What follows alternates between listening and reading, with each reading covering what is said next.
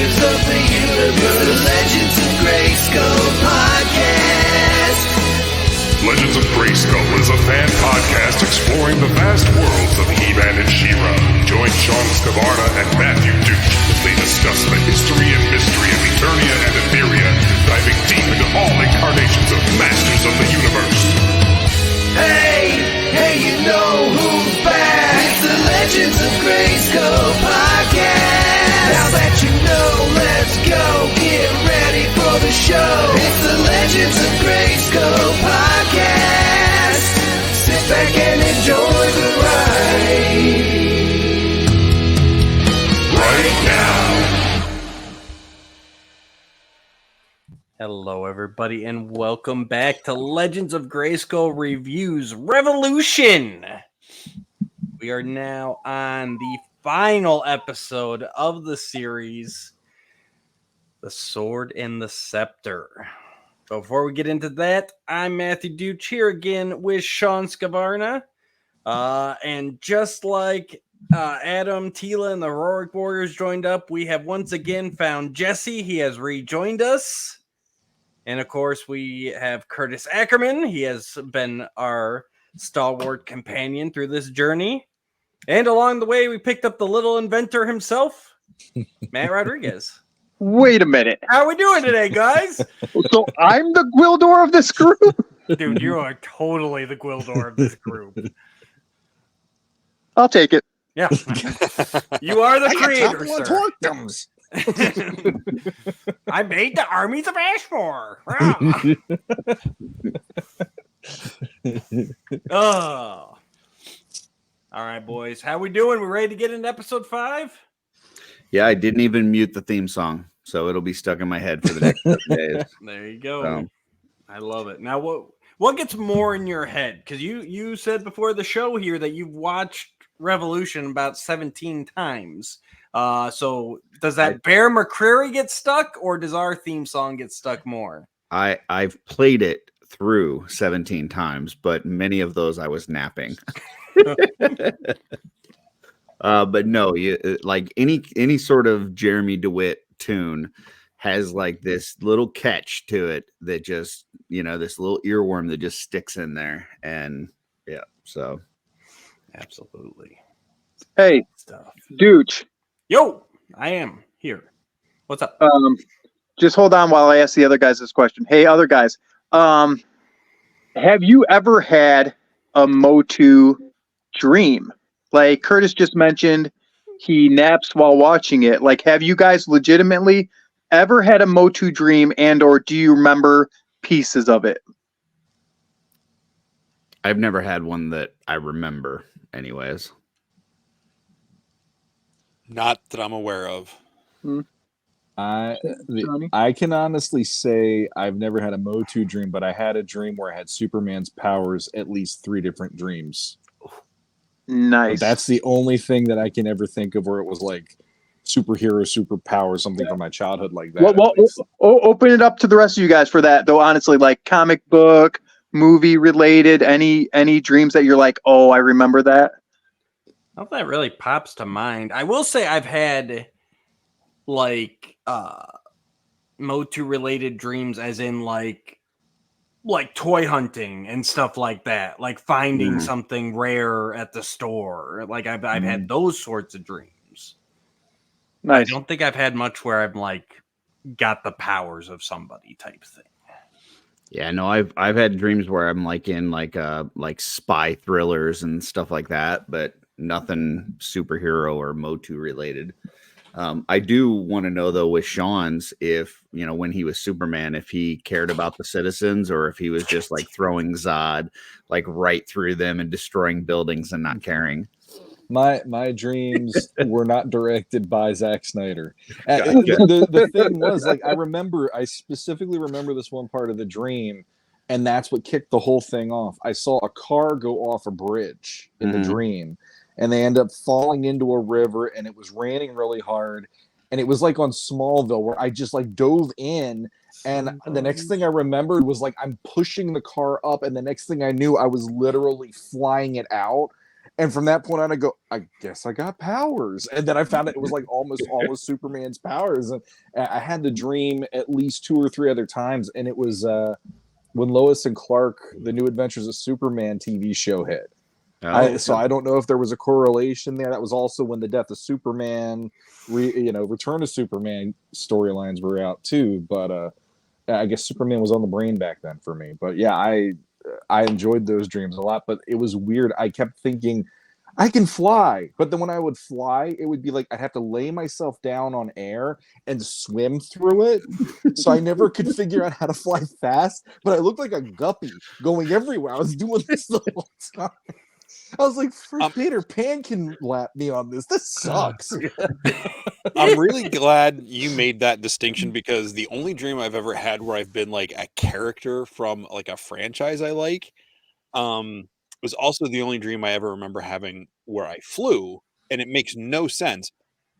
I was walking along with R2-D2 through like a barren Pennsylvania, like late fall, early winter field, like on a hill. It's just like dry As grass. one does. Nothing exciting. Just boring landscape. Not even trees around. It's just a hill. And all of a sudden I start flying. And then like, you know how in dreams, like you sometimes like go out of your body and like you perceive yourself in the dream. Yeah. You know? I was freaking C-3PO. And I was like Sean, but worse. Like I his arms only go like this.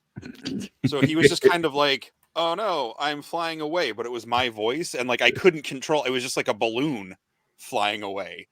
Yeah. So no, but I've had plenty of other weird dreams, or just very mundane, normal, like I'm at work dream. But no cool adventure dreams like that. All right. All right. All right, just curious. Thank you. I appreciate you guys humoring me. No problem. All right. Now on to episode 5.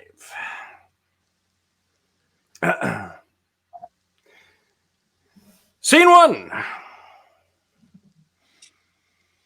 We pick up right where the last episode left off. Adam and the heroes are witnessing Tila attempting to use all 3 magics, but they are in fact tearing her apart. Adam asks Lynn what they can do to save her. Lynn tells him that they need more power. Luckily, right at that moment, Orko and Gwildor teleport in. They have the remastered power sword in their possession and toss it to Adam. Just as Lynn claims that she can no longer hold Tila, Adam replies, I can, as he rushes inside the magical barrier. He witnesses firsthand Tila going through her 3 forms in pure agony.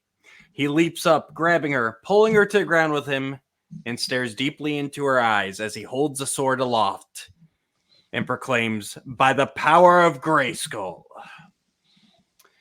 As lightning surges down, we are treated to a double transformation as He-Man and Tila are both changed by the power of Grayskull. Tila is transformed into her new Tri-Sorceress look, sporting armor that is based on the cat off the central tower and magical wings. Adam himself is transformed into a new version of He-Man, with a long red cape, armor that is reminiscent of the Thunder Punch vintage figure, but has a familiar HM logo that fans of another Netflix show will instantly recognize. As they finish the transformation, Tila kisses Adam to the shock of the onlooking heroes, with Man-at-Arms claiming that it's about time. The transformation does not go unnoticed by Skeletor as he sees the lightning come down. He utters an angry growl. He-Man tells Tila that she must finish her mission to resurrect Preternia, so that any who perish today will know their reward and rest in the afterlife. Tila takes off to accomplish that task. He-Man turns to the remaining heroic warriors and starts ordering them on how to proceed. He is interrupted by a mocking Evelyn, making fun of him and Tila's kiss as he ignores her. He calls out their orders. Orko and Lynn are to protect Tila, giving her the time to accomplish her task. Andra and Man-at-Arms are tasked with taking care of as much of the Horde army as they can. As those heroes take off, He-Man asks Gwildor one last time if he is sure that this sword will be safe to use on all of eternity at once. Gwildor states that while he does feel it'll be safe, there is a chance, since he had to work on the fly, that it could cause them harm. Queen Marlena sees the Horde army in the distance preparing for battle and tells him that whatever he's going to do, he better do it now. He turns to Cringer and asks if his old friend is ready. Cringer asks if he could have transformed him this whole time simply by hugging him. All right, so huge scene here, right to kick off. I gotta say, when I watched this for the first time, I had to stop at episode 4, and it killed me to stop there. Because this is one where you gotta just go right through. And when I finally was able to sit down and watch this, the transformation was amazing. I love the look of He-Man's new armor. And Teela, like, that is the perfect idea for her Tri-Sorceress, her becoming her own sorceress. And it's one of those things where once you see it, you're like, why has nobody else ever thought of this? So just very, very, very well done. You know, we're setting up the final battle here. It's great to see everybody back together. You really get the feeling like this was the old week-long saga, and now, it's the last episode of the week, and everybody's back together, and it's like, okay, they got a chance. Definitely. I was quite surprised. So the way that you described it in the synopsis, I wouldn't say the way that Adam said by the power of Grayskull is quite that way. He said it in the most bedroom voice way to that was I literally was grinning ear to ear going, this is amazing, because they tried to make Revelation sexy and failed. Yeah. This is the one that made By the Power of Grayskull sexy, and I was like, go get him, Kevin Smith, on that one. I don't even That know was... if it's really sexy, like, but you get the feelings there. Oh, like, absolutely. Adam and Teela in Revelation had very little chemistry, and I still put a lot of that in Sarah Michelle Gellar. I know I've harped on her a lot, but like this one, you really felt these characters, their passion, the relationship, they're wanting more. Like, you get all that history. Well, sorry to jump in. There's like, jump in.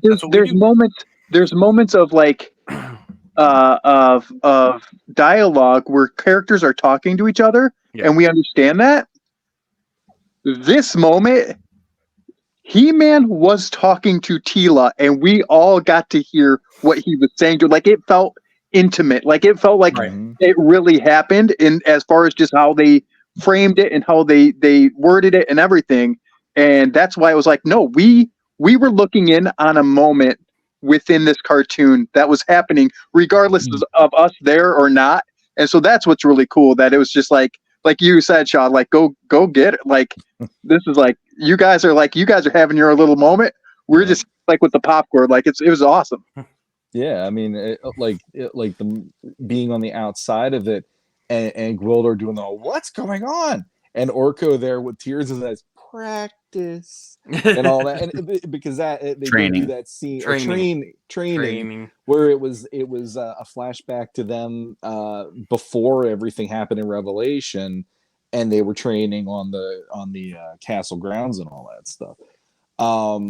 But yeah, there were moments in this series that I'm not gonna front at all and say they emotionally hit me and got me to well up, or there were a couple tears.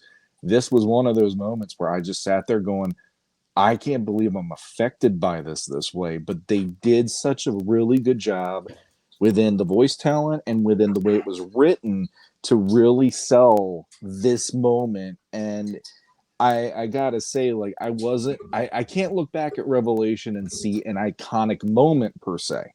There was too much going on, too many things.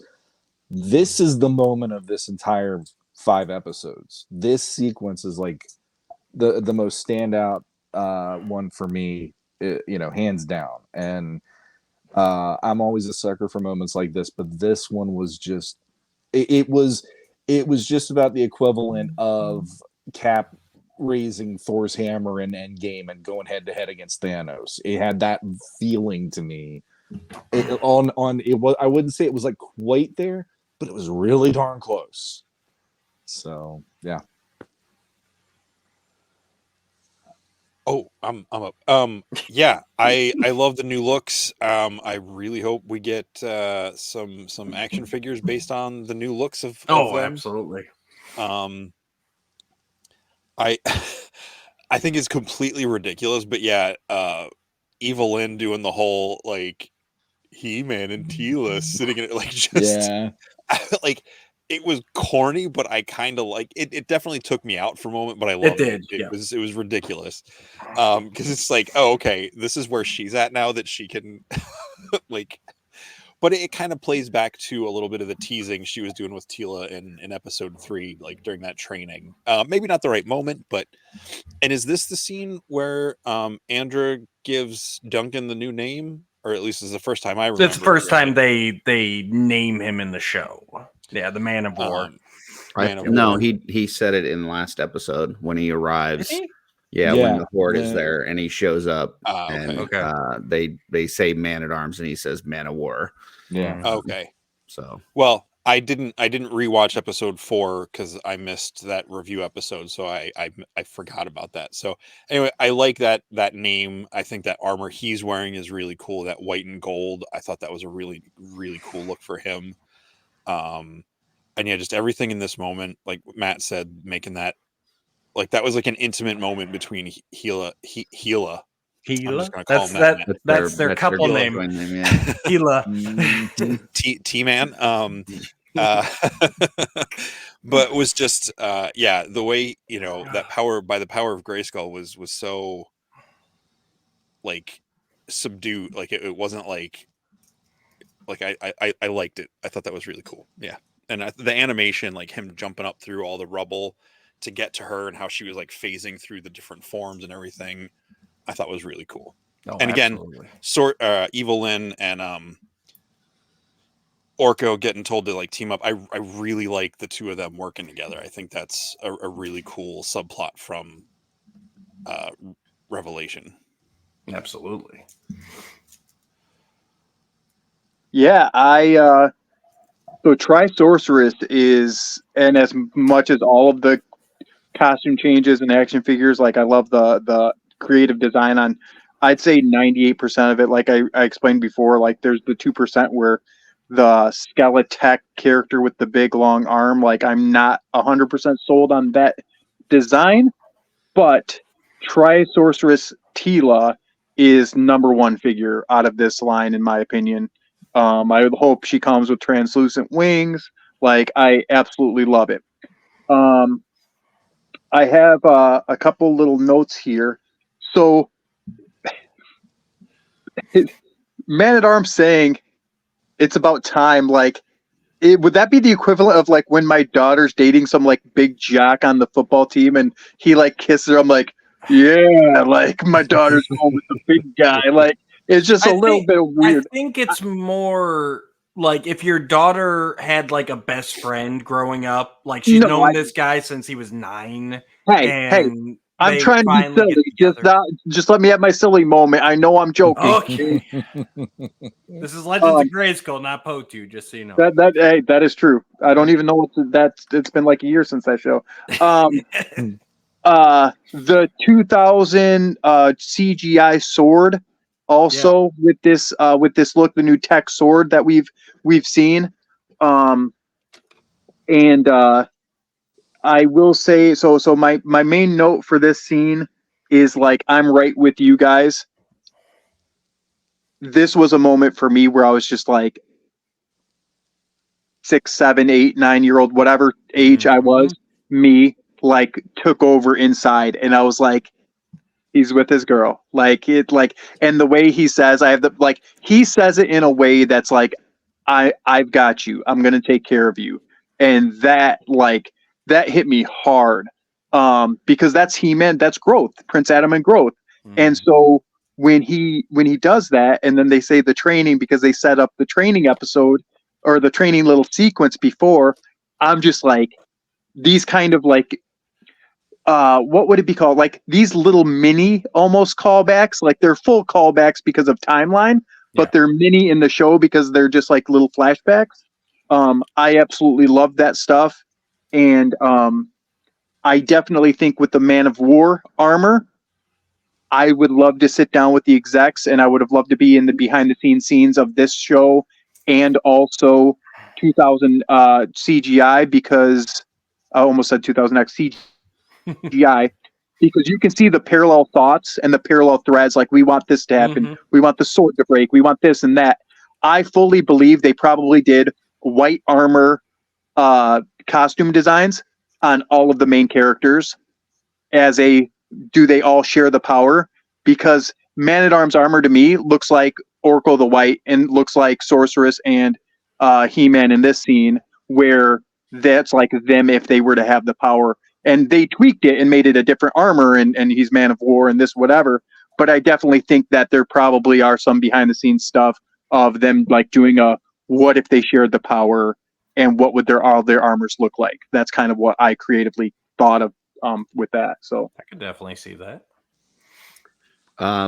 So I thought, initially, like we left off with, not sure where this is going, and, Tila's in trouble kind of thing. So it jumps, obviously we get the little training sequence in there, and then you jump right into this.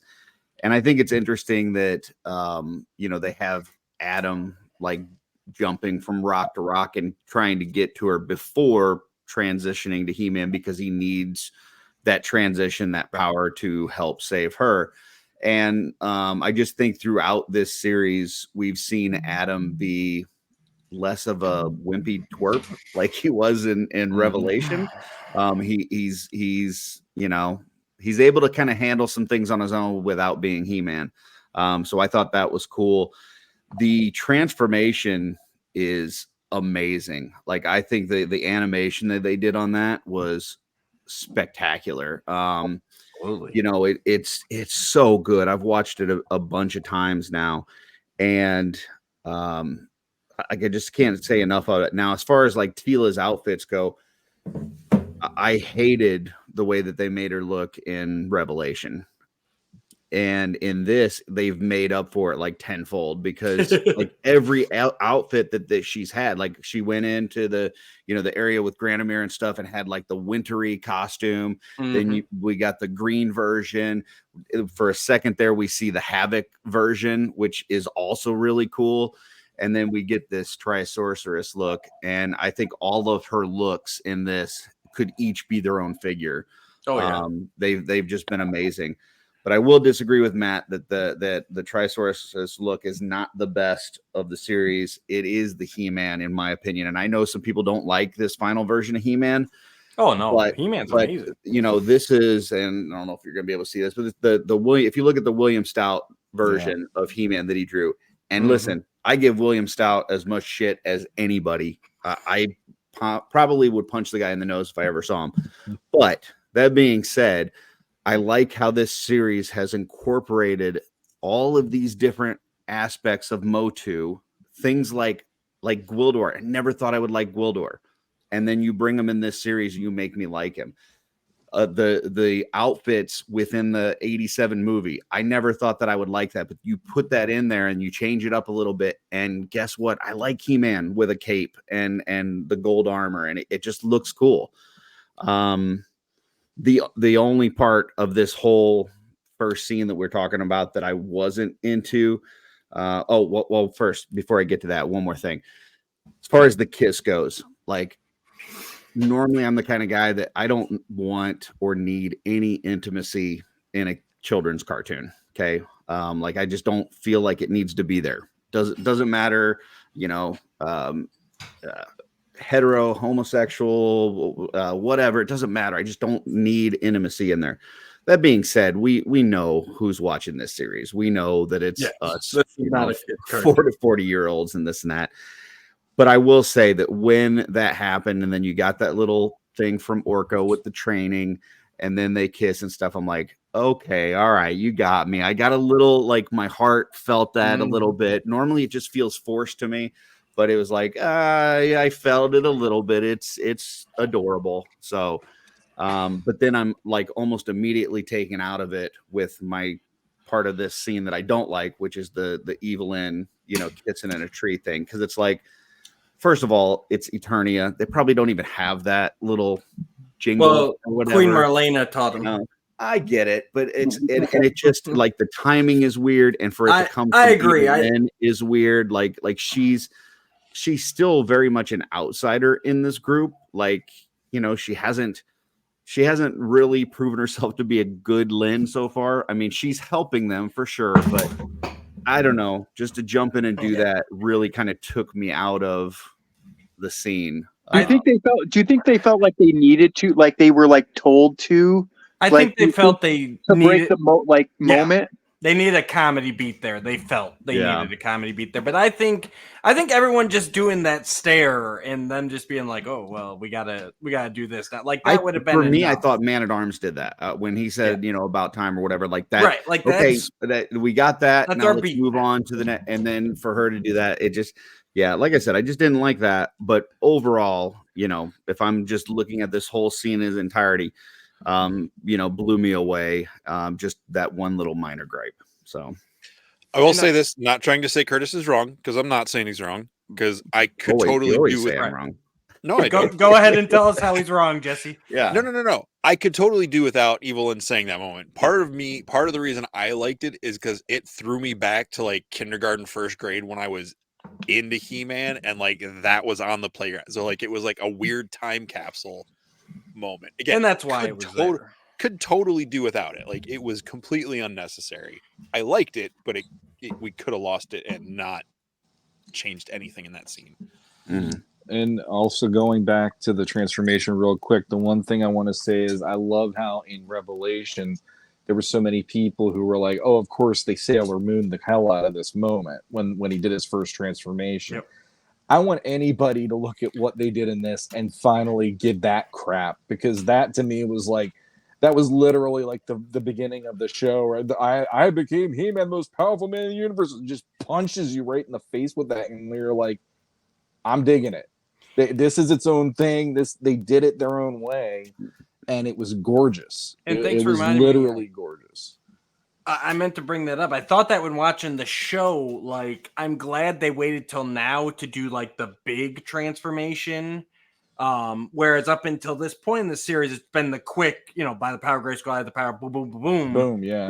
Much, number one, much more vintage-esque, just a quick boom, let's go. But it really made this special that they didn't do the dragged out transformation all through the episodes. And it's like, no, this is a big one. I do have a question for you guys, and I know it kind of goes into the rest of the episode, but not exactly. But I just wanted to throw this out there real quick, because for the rest of the episode, you don't see him switch back, and you don't obviously see Teela switch back. Right? Are they in these forms like for now on? Like, do you guys feel at some point he does turn back into Adam, or is this who he is from now on? No, I think He-Man can still change back into Adam, but I think this is Teela now. Like, okay, so it's not like when he turns back, like she turns like Battle Cat back to Cringer? I don't think so. Because I kind of got the impression that this is like, we've read some comic books with these characters where He-Man is He-Man all the time, and I kind of took this the way that I've watched it, and I've done it several times now. I kind of felt like this is their final form, like both of them. This is them now, but maybe I'm wrong. I don't think so. Well, I think for Teela it is, because she is a sorceress, and she has all these magics flowing through her, And And he just helped her channel it into one he form. he helped her control it and channel it, yes. But I feel like he can still switch back and forth like he always has. I just like when he's addressing the Eternians at the end, that feels like a moment that Adam, you know, especially as well. I don't want We'll to give definitely away get anything, into this but more yeah, later because I got some thoughts I on don't that know that in I the agree with you later though. I scenes. think this might be who he is now. Remind me later to agree with Curtis, and we'll discuss it further. Okay. All right.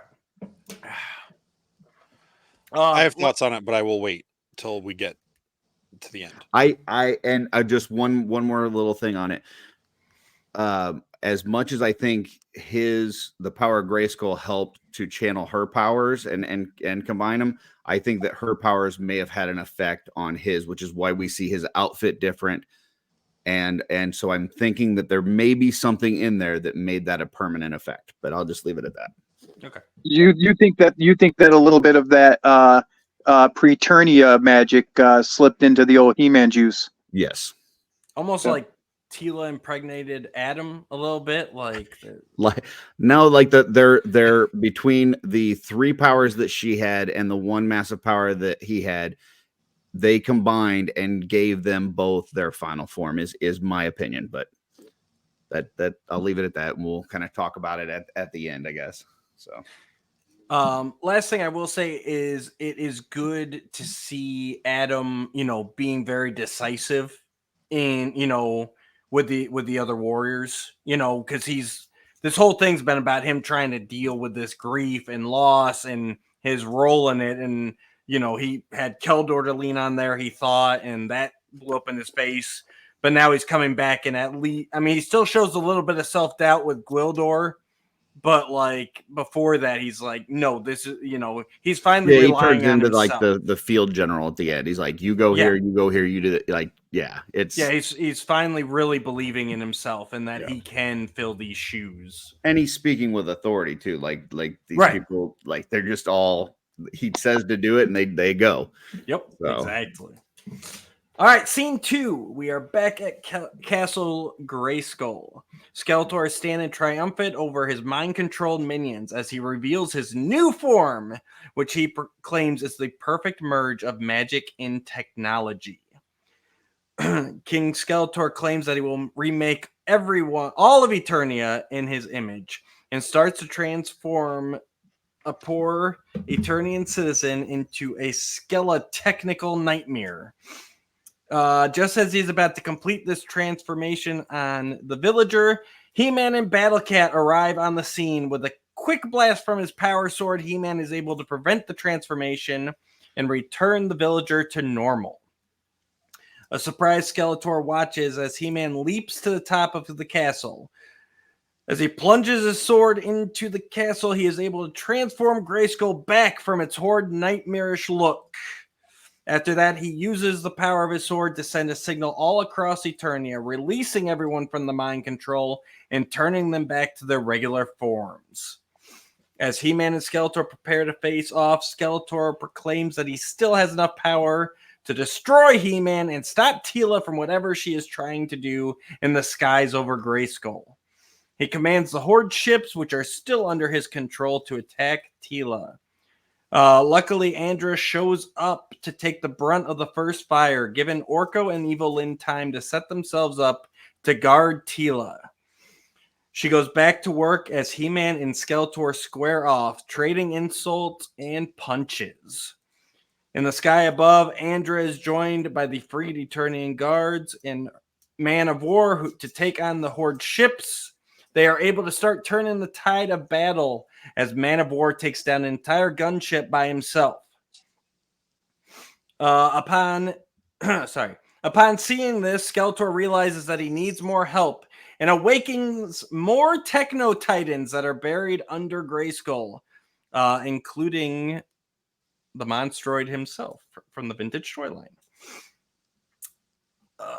Luckily, He-Man also has backup as Snout Spout, Buzz-Off, Real Blast, and Ram Man are freed from their mind control. They take on the Techno Titans.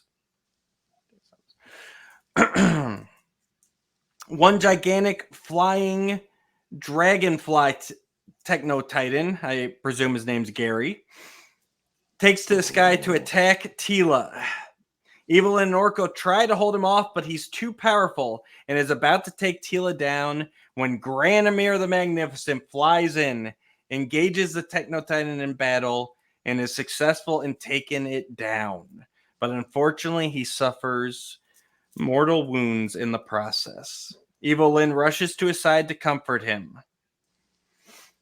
Tila finally has the opportunity, the magic, and enough rage to call Preternia back into existence. As the three towers appear in the sky, Preternia forms again, and Evelyn tells Granomir that he has saved all their souls. Granomir says it wasn't him, but her that did good as he draws his final breath. So this sequence for me was proof that the animation this time was solid as hell for me. So much better. The fight between He-Man and Skeletor was so kinetic, so flawless, and when you watch the way they're moving and stuff, there's something to that you don't get everywhere you see animation right now. So it made me so thrilled that Powerhouse is the animation studio to be working on this. They did great with the last one, but this one, it was like they watched that and they're like, hold our beer, because He-Man's like diving at Skeletor, and then he's like literally like jumping over him, sliding on his knees, and flipping back into battle again. I was watching it, going like, oh my god, this is amazing. Visually to watch it, it's amazing. It's got weight to it. Like it feels real, and spatially it makes sense. A lot of animation in the fight scenes, it'll be like, they'll just be jumping from location to location, but this you can track through, and it's like they're really aware of their area. Yeah, and I mean, I referenced it earlier, and it's always a go-to in my head, but this moment with He-Man and Skeletor really did make me think of like Cap versus Thanos in Endgame, because there was this feeling going into this fight where you're like, I just want to see them go head to head finally, and it didn't disappoint. It really, really felt good. Hey, Sean, that's awesome you mentioned that. Like, I think I remember saying it on one of the earlier episodes, but like, not like I was thinking of this as you said this, because like I've been very thankful and very happy with like the choice in this kind of fighting style that they like kind of give He-Man, with this like the flying freaking knees and like stuff like that. That's just cool, like kind of acrobatic almost, but like still like coming from a strength. And as I'm thinking of that, I'm like trying to replay. I'm like, that's kind of what they give to Cap. And then you actually mentioned Cap. I'm curious on if that was like a point of reference for like, okay, how do we want this dude to fight?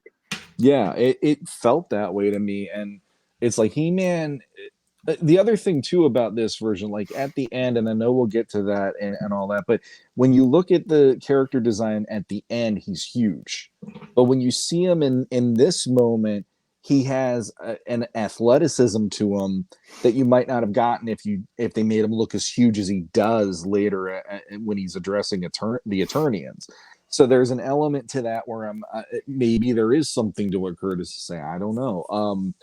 But beyond that, the other things, I did love the Orko Evelyn team up, and there is something really cool. Like, I mean, their butts are on the line there. They are literally the last line of defense between anything, the Techno Titans and Tila, and just watching them working together, creating all of those shields to try to make sure that nothing can touch her.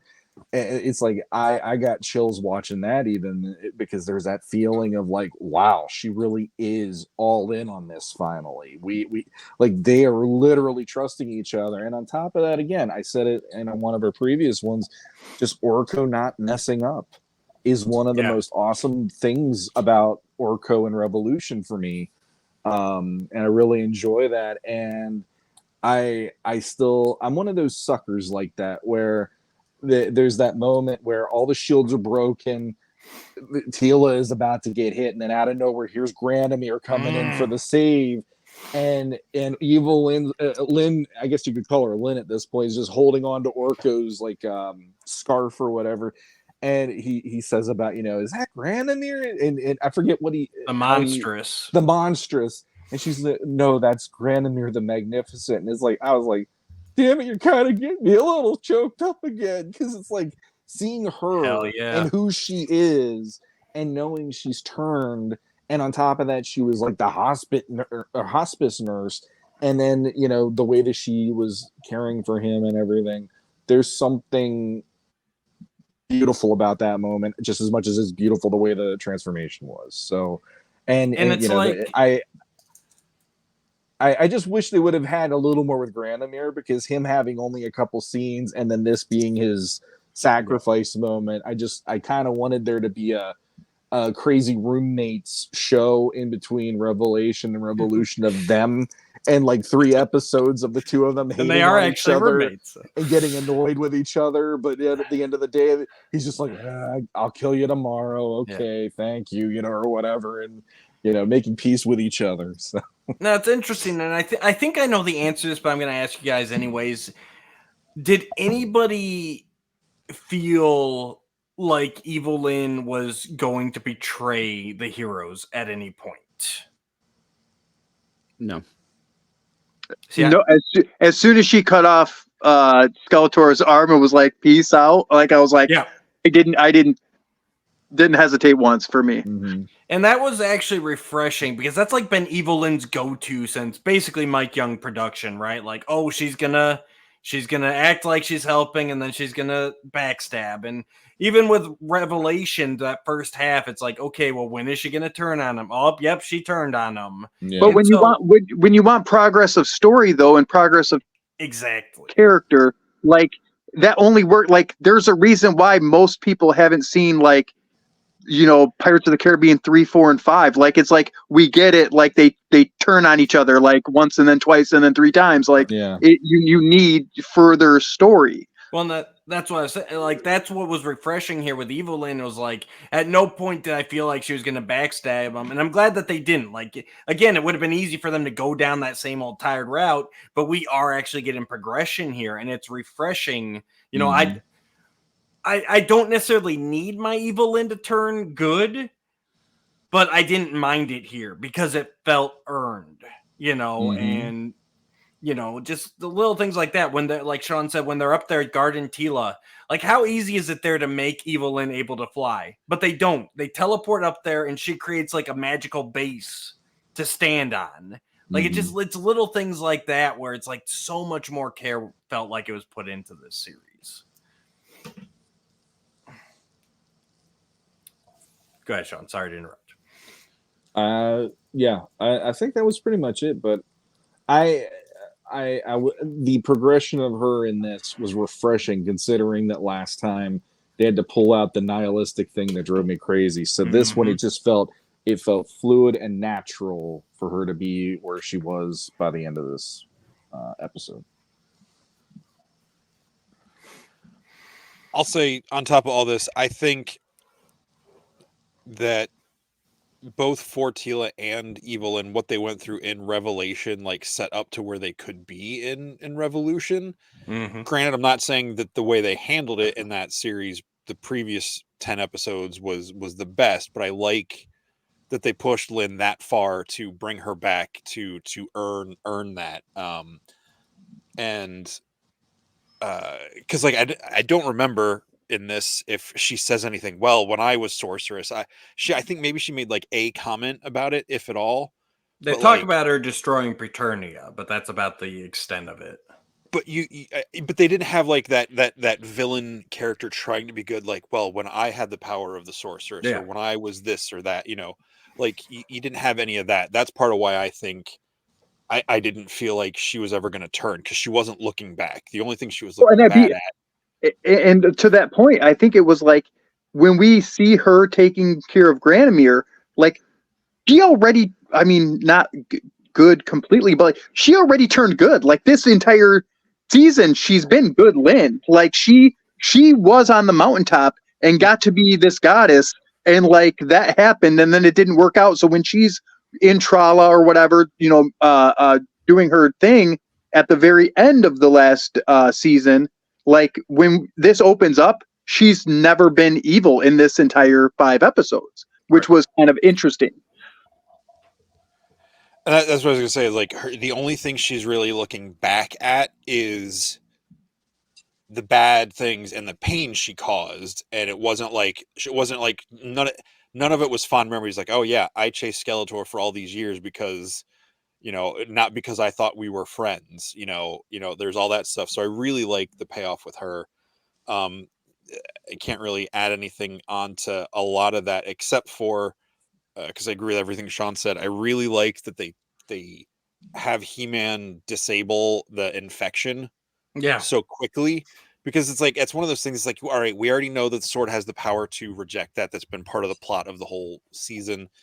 I'm glad they took care of it quick, because I didn't need to be worrying about all of the people of Eternia while he's fighting Skeletor, while Teela's trying to I like that they had the pin set up and they started knocking them down right away. Like that was a smooth thing. It wasn't like the last moment. Oh, of course we took out the mothership, so now everybody's free. And they started off with that, and they let you focus on the personal struggles between the big heroes. So and it's fun that's that really all I have. The way he did it with like sticking the sword into the top of Grayskull there, like that's the play feature on the CGI Castle Grayskull toy is you stick the sword in the top and it lights up and does all its stuff. So I thought that was a nice little nod there, because he even turns it like you do with the CGI toy. And so piggybacking on what Jesse was saying too about Evil Lynn is that like it seems like only one time she reflected on the past was like to kind of guide Teela. Like she's like, I know what that look is. Like I had that look with my guy. Like I know how you feel about your guy because I had my guy. And so it was just refreshing overall as far as that stuff went. Did any of you guys honestly call Granomir showing up right then? Like when you were like in the middle of first watching the trailer. No, Okay. but I loved it because it felt like one of those knights that's already been mortally wounded that straps it on and goes onto the battlefield for that one last fight, knowing that he's not going to make it out. It felt like Granomir went into this knowing that he's not coming out of it alive, but that he needs to do this one last thing. And I absolutely love that. Yeah, it definitely caught me off guard. I was just a wonderful moment. Again, it didn't hit me quite like the one earlier in the episode, but it definitely was like, oh, like when you see like a story thread kind of complete and come full circle. You're like, perfect. Like it was just one of those kind of moments. The fight scene, again, same stuff. Like I just really like He-Man's power. I like his style. And like Jesse said too, kind of wrapping up the like, hey, we're gonna squash this tech bug real quick and like get to the real deal that's going on, which is bringing Preternia back and me fighting Skeletor. So. Okay, I just want to say one really quick thing, and then I'll shut up so Curtis can join him. But the one thing that with the whole thing about Evil Lynn, would she turn or not? The one moment that I forgot about is after Teela becomes the Tri-Sorceress. Lynn, I believe it's there where Lynn actually looks at her and say, "Now fix what I destroyed." Yeah. So at that moment, there's no ifs, ands, or buts. Lynn is literally like, I did not do the right thing. I am sorry.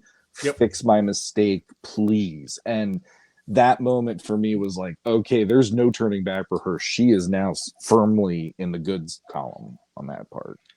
Absolutely. Yeah, I truly believe that Dooch was torturing me by making me last on this rotation of people to talk. So I've been very patient to try to get to my turn and not. I've been working hard to not interrupt. So the one thing that I will say that this is my one negative on this scene, and it's not. Once again, it's a very minor nitpick. in episode 4, the fight scene between Hordak and Skeletor was so epic, in my opinion, that the one between He-Man and Skeletor just can't match up to it. So as good as I think it is, it's kind of like in the Daredevil series where they would do one of the hallway scenes and he would, kick all these goons' butts and just be amazing. And then you get to the end of the series and he has the big fight with the big bad and it's not nearly as impactful. So they just went so hard on that Hordak Skeletor fight that I was like, this one was just kind of, it's good, but it's not as good. That being said, I love He-Man coming in with just some confidence, almost arrogance. Jumping on the castle. I didn't realize that about the CGI, twisting the sword, but I just kind of felt like that was a callback to the sword being the key to Grayskull. Yep, like when we were kids, you put the sword in and you open it up. And so I just thought that was really cool. I do like Skeletor's look a little bit better here than by, having that, giant big staff arm and all that, where he's kind of got the spectral arms and some that kind of stuff going on. The Granomir showing up totally took me by surprise. And seeing the caring that Evelyn has for him. And then just being by his side, this battle is still going on. She's needed, but she takes that moment to console him and then also to point out that, Preternia is there again. It's that one gets me in the feels a little bit. So, it makes this old angry guy a little bit softer. So, but yeah, I thought it was a great scene. So far at this point in this episode, I'm 100% all in, and I'm still waiting to see what else happens. So, no, absolutely agree. Unfortunately, I knew Granomir was going to be showing up at some point just because of the trailer, where it's like we saw him in the armor with the helmet and fighting a Techno Titan. And of course, in my mind, I avoided all of that. Sean made me watch it. So normally I do, but just in my mind, I'm like, I know he has to show up here, but even so, when he actually does, it was still that Han Solo in the Millennium Falcon picking off Darth Vader. I'm like, yes, let's go. My only negative about this scene, I was really disappointed that Battle Cat showed up in his regular old armor. I'm like, Teela, He-Man just got an upgrade. Teela expected them to do something with Battle Cat, even if it was just adding some, maybe, like we said, we're kind of going more of a gold, white, red thing. Like maybe we just add some accents to his armor. Maybe give him a 2000X style helmet, a little bit smaller. I just expected something there, and then he just shows goes up. Towards what I was saying, though, that I feel like something happened to that transformation with the powers of the sorceress and Grayskull combined that Battle Cat wasn't there for. So I just, And Battle Cat didn't hug him, so we won't know. That's it. Maybe if he had hugged him, he would have had cooler armor. That's true. But yeah, other than we got to save something for the next series. Yeah. We hope. All right. Scene 3. He-Man is momentarily distracted by the resurrection of Preternia, and Skeletor takes advantage of this. He attacks him from behind and is able to restrict him with magical cables. As He-Man struggles to break free, Skeletor stands over him, forming his hands into a giant sword, and declares that he has the power. As Skeletor swings his sword, it is met in midair by the ghostly sword of the spirit of King Randor. Randor asks if this bully is bothering his son. Skeletor is taken aback as Randor frees He-Man and they attack Skeletor together. Not only is King Randor back, but he brought friends with him as well. We see Clamp Champ, Fisto, Mossman and King Grayskull on Bionatops join the battle, helping to take down the remaining Techno Titans as the ghostly heroes help turn the tide of battle. Tila takes her mother's soul and transports it to Preternia, where she will be bound no longer. As their task is done, the ghostly heroes join the sorceress in Preternia. As Randor floats up, saying goodbye to his son, he is grabbed by the magical tendrils of Skeletor. Skeletor holds the ghostly king hostage, saying if He-Man does not bow before him, that he will send Randor to Subternia for all time. He-Man does not even hesitate. He does not bargain. He attacks Skeletor, freeing King Randor, who floats up to Preternia and hurries to look down on his son as he squares off against Skeletor. Skeletor is playing the victim, stating that he was crowned. He-Man replies that Skeletor, in no matter what timeline, he will always be the bad guy, and he is not a victim. As Skeletor leaps at He-Man, He-Man meets him, plunging the Sword of Power into Skeletor's chest. As he does, it draws out all the power, the magic, and the technology out of Skeletor, leaving behind only a young Keldor in his place. As the heroes assemble over him, Keldor knows he is defeated and can only utter a single meow.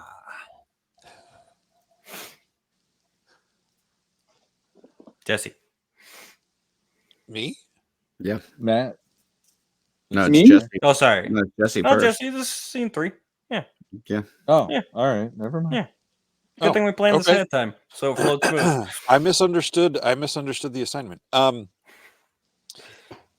didn't do my homework. Dog ate it. No, Dooch, scene 1, Dooch rolled into his own stuff, Yes. and it caught everyone off guard. Yeah, No. that's Even though what I happened. told everybody that's how we were doing it. Absolutely. Yep. We didn't believe you, but now we have to. All right. Jesse, how about it? So, this was. I know everybody else is going to have a lot of stuff to say, so I'll focus on the part I really liked, and that was that. As you described it, that He-Man doesn't hesitate. Like when he's like kneel, and like the whole victim thing, like that whole speech, I thought like really did a good job of summing up all my memory of watching the cartoon as a kid, and the toys, and what Skeletor's kind of vibe has always been, for me, and how he's like, oh, I have the power. And it's funny because I think a lot of this stuff works because of Revelation. He had the sword, he had the power before, so he knows he doesn't have the power, like at least that power. And I just think that whole exchange there, I thought was really, really interesting. And yeah, the whole bit with Randor showing up was, again, the whole, is this bully picking on you again? That was almost took me out a little bit, like the evil Lynn thing, but it also made me smile. So like I liked it. But I just thought it was cool that Randor got to kind of reprise his role from the beginning of the season, where he's there fighting alongside his son with the heroes they were trying to rescue in that first scene. And I gotta say, I really got excited to see Mossman come back, because like, again, he's not a character I have a huge attachment to, but I really like how they did him in Revelation. And I was like, oh, he's gone. So seeing him get to come back and take on the Techno Titans and stuff, I thought was really cool. So yeah. And the whole meager when he sees like the Avenger, it's like when Loki looks up and sees all the Avengers like pointing their stuff at him. Like I love that moment. And it's a Shatner one. It's not a Hamill one. Yeah, and I like that too, that they stuck with the, when he is Keldor, he is Shatner, like that. Yeah, I love it. Yeah. Matt Rod. Dude. So I'm gonna say one thing for sure, that like being a so being not only a father but also a part of the Dead Dad Club that I joined a couple years ago when my father passed, like Randor showing up, like just hit me, it hit me in the way that like I'm so happy that the pace of this episode and the one before, like I don't have I like Dooch, I didn't pay full attention to Granomir coming, but like the story beats just keep coming, so I'm not even trying to anticipate what's coming next. So when I see his sword and I'm like, that's his freaking dad, like, oh yeah, Preternia's back, and like I'm 100% bought in at this moment. So when he repeats his full circle, like, is this bully picking on you? I was just like the dad in me was just like, or the dad and the son in me, like in the singular moment was like, heck yeah, like this is freaking awesome. Like I just relish, like just the idea of it and the emotion of it. And so what I had mentioned earlier, I think in episode 1 or whatever, whenever I joined you guys before, episode 3 maybe, was that like the entire concept of Preternia being heaven, and heaven doesn't mean you're dead, as far as like these characters. And like, so when you see heaven open up and you see that cast of all those characters, to me, at least this is how I read it, because in season 1, those flashback scenes of He-Man and Tila storming Snake Mountain, them with Merman on the boat, those scenes very much read to me as in like kids playing with toys. Like that's exactly what they read like to me. And so this scene and them showing Preternia read to me, these characters aren't dead. Your toys are your toys. You can grab the one off the shelf that like in this certain storyline or this certain cartoon might be dead, but like they're not dead. They're toys. And so that like really got me like amped up to be like, it's fine. All the people, and I was partly one of them. Like Fisto is one of my top 3 characters in Motu. Like, yeah, I was like kind of like, it sucks they killed them, in the first season. But like they're not dead. Like there are characters. They're always going to be alive. Like so just like kind of feeling that like toy aesthetic of the entire show in itself, like really just made me feel warm about like being like that whole lineup up there, Granomir and like Sorceress and like everyone, like it's just like your toy shelf. Like they're never dead. Absolutely. Yeah. So I could have given 2 craps about Moss Man, because I mean, like he was good in Revelation, but I felt like he had his moment. The ones that I felt got shortchanged in Revelation were Fisto and Clam Champ, because they didn't get that heroic really thing like Moss Man did. Like I was cool with Moss Man's story ending where it was. Seeing Fisto and Clam Champ be able to come back and play a role here in finishing this battle was really cool. And they're not my favorite characters, but I know what it's like to have your favorite character kind of done wrong. And so I felt bad for the people that were, Fisto and Clam Champ fans, that they just introduce them just to kill them off. It just seems so unnecessary in the last series. So yeah, seeing Fisto slide in and Clam Champ jump on there and use the big clamp and everything, it was just really cool. And then the only other thing I'll say on this, because I don't have a lot to say that you guys haven't already touched on, but I'm not a big fan of He-Man stabbing people with his sword like that in the first series. I was not a fan of, but based on what was going on in this, after Gwildor had adjusted his sword and all this kind of stuff, where it was turning people back from the tech, and the fact that Skeletor had the tech in him, the only way I'm able to accept He-Man stabbing Skeletor is by knowing in my head he knew that wasn't going to kill Skeletor, that was going to in fact transform Skeletor at least back from the tech version to regular Skeletor. I don't know if he knew it would make him into Keldor, But I in my mind, I have to go, okay, he knew this wasn't going to kill him because that's not He-Man to me. So I'm able to kind of sell it as that. Well, and he didn't seem surprised by it. Like you Correct. didn't. There was no reaction to him like, what? Like, Yeah. no, exactly. He wasn't going for the kill. He was going for the stop. And this is how I do it, by curing him of the virus. Jesse, you were going to say something? Jesse. I was going to say, I think He-Man knew exactly what he was doing there, and that it was not a kill shot because, like you said, we saw that in the previous season, which, like, they went there, they used the sword as an actual sword, and, like, I was like, it's like when he plunged that into him, like, all right, this isn't just going to kill him. This is going to do something else.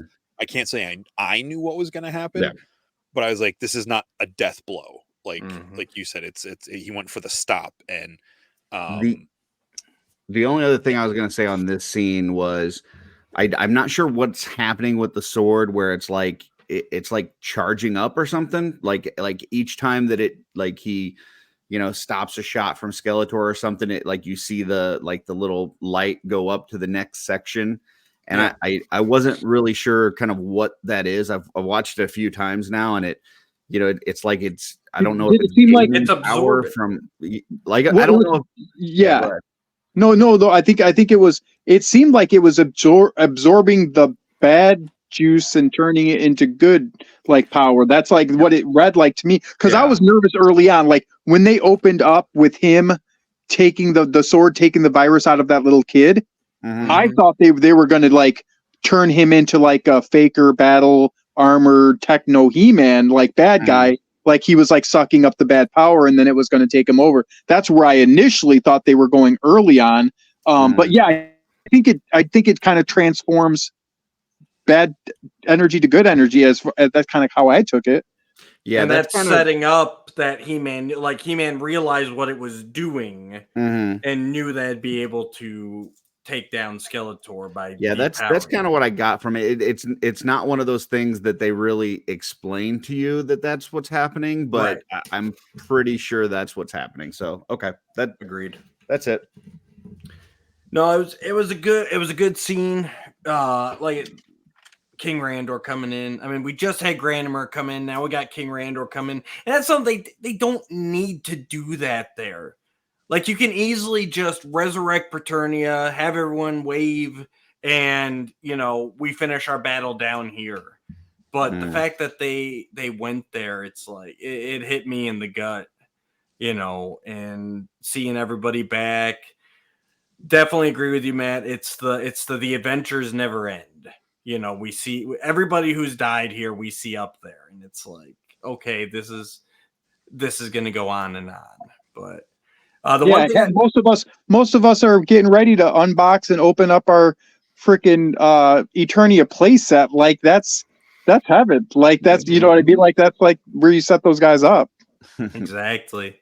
I did have another point. I lost now. It probably wasn't important. I wasn't very. Oh, the only thing I will say that I found interesting was the fact that it is the young Keldor and not the King Keldor that we had seen thus far.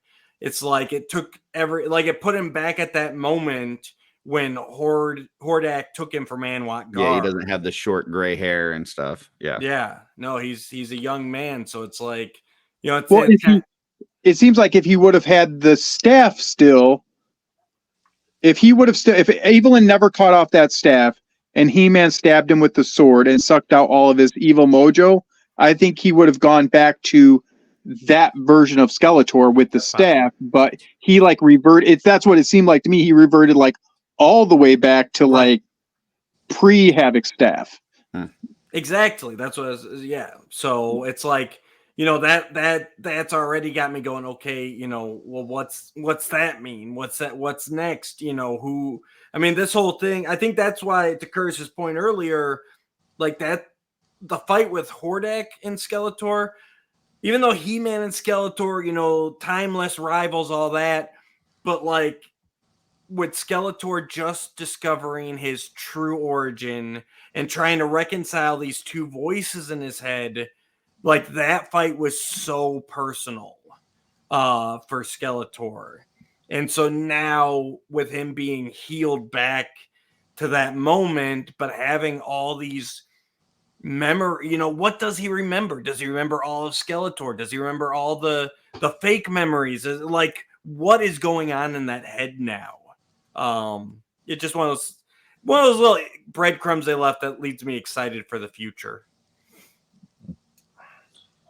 So this scene with the cavalry, the spiritual cavalry jumping in, it made me wonder, and I doubt highly. It made me wonder though if they listened to us with Revelation, because I really wanted to have them do something like that in Revelation, where Adam doesn't have the sword, Evelyn has it, and it's before she does the whole "I'm going to just destroy heaven."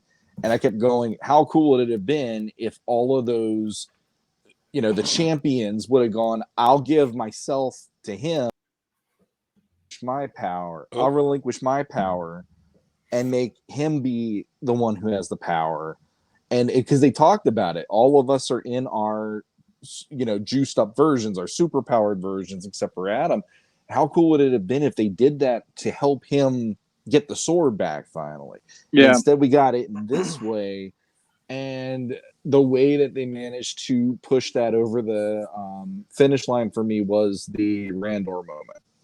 And that made me just go like, I can't fight this now. I can't fight that this is where it needed to be. It was really well done, and I'm right there with Matt Rod, where it's like, you know, I haven't had my father in my life for 13 years now, and just the idea of if I could have him for one day come in and give me know he has my back again one more time. And that was just like, holy shit, did that hit me like a ton of bricks watching that moment. And I'm not a fan that Fisto is dead, but I like they had a moment at least.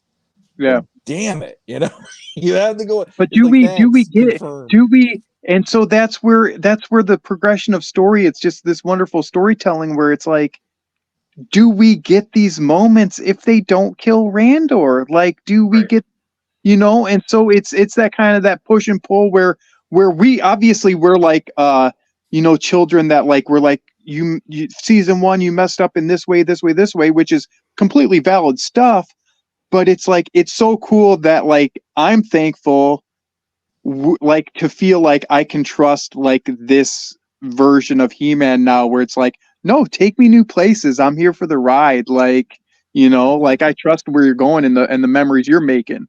Well, and say what you will about Kevin Smith and you know how you view his skills, but I think there was a lot of feedback after Revelation, and I think some of it was very valid, and some of it was just hater nonsense.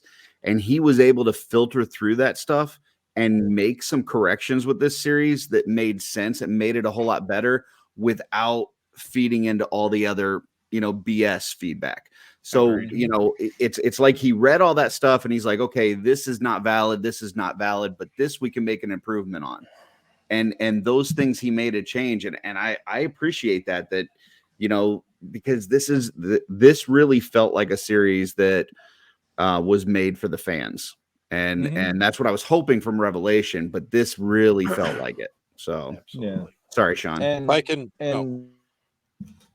No, it's okay because I did it to you. It makes sense. We need to do this. No, but real quick, I mean, me being somebody who for how long has been complaining that Filmation had us wired to always have a reset button, and to have it go in a progression, have it move forward, even at the expense of one of my top 3 characters, I'm not upset about it anymore. Like I want to see more, and I want to see them doing things like they're doing here, where we can't necessarily figure out how it will all work out. And the new things, like I would have never, until seeing the preview, unfortunately, I would have never thought, oh, they're going to have like a new version of He-Man other than battle armor in this series. And there it is. The same with Teela. And so it's like the ways that they're honoring the past, but bringing it into the progression going into the future.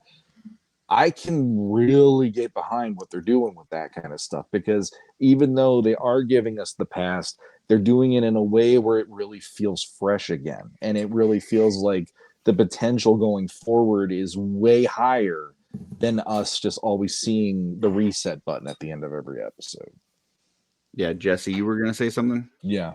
I was just gonna say, I'm not saying this as like a defender of Kevin Smith, or and I haven't watched all the background stuff or heard a lot of things, but like, I don't like every movie he's made, but he's a good storyteller. Mm-hmm. Yep. And I personally think the whole payoff with Clamp Champ and Fisto, I think I think this, and I definitely think there is more to come. I think it depends on how well these things do, to how much money they want to put into keep producing it to make it worthwhile. I think all of that was part of the original. I think that was part of the pitch.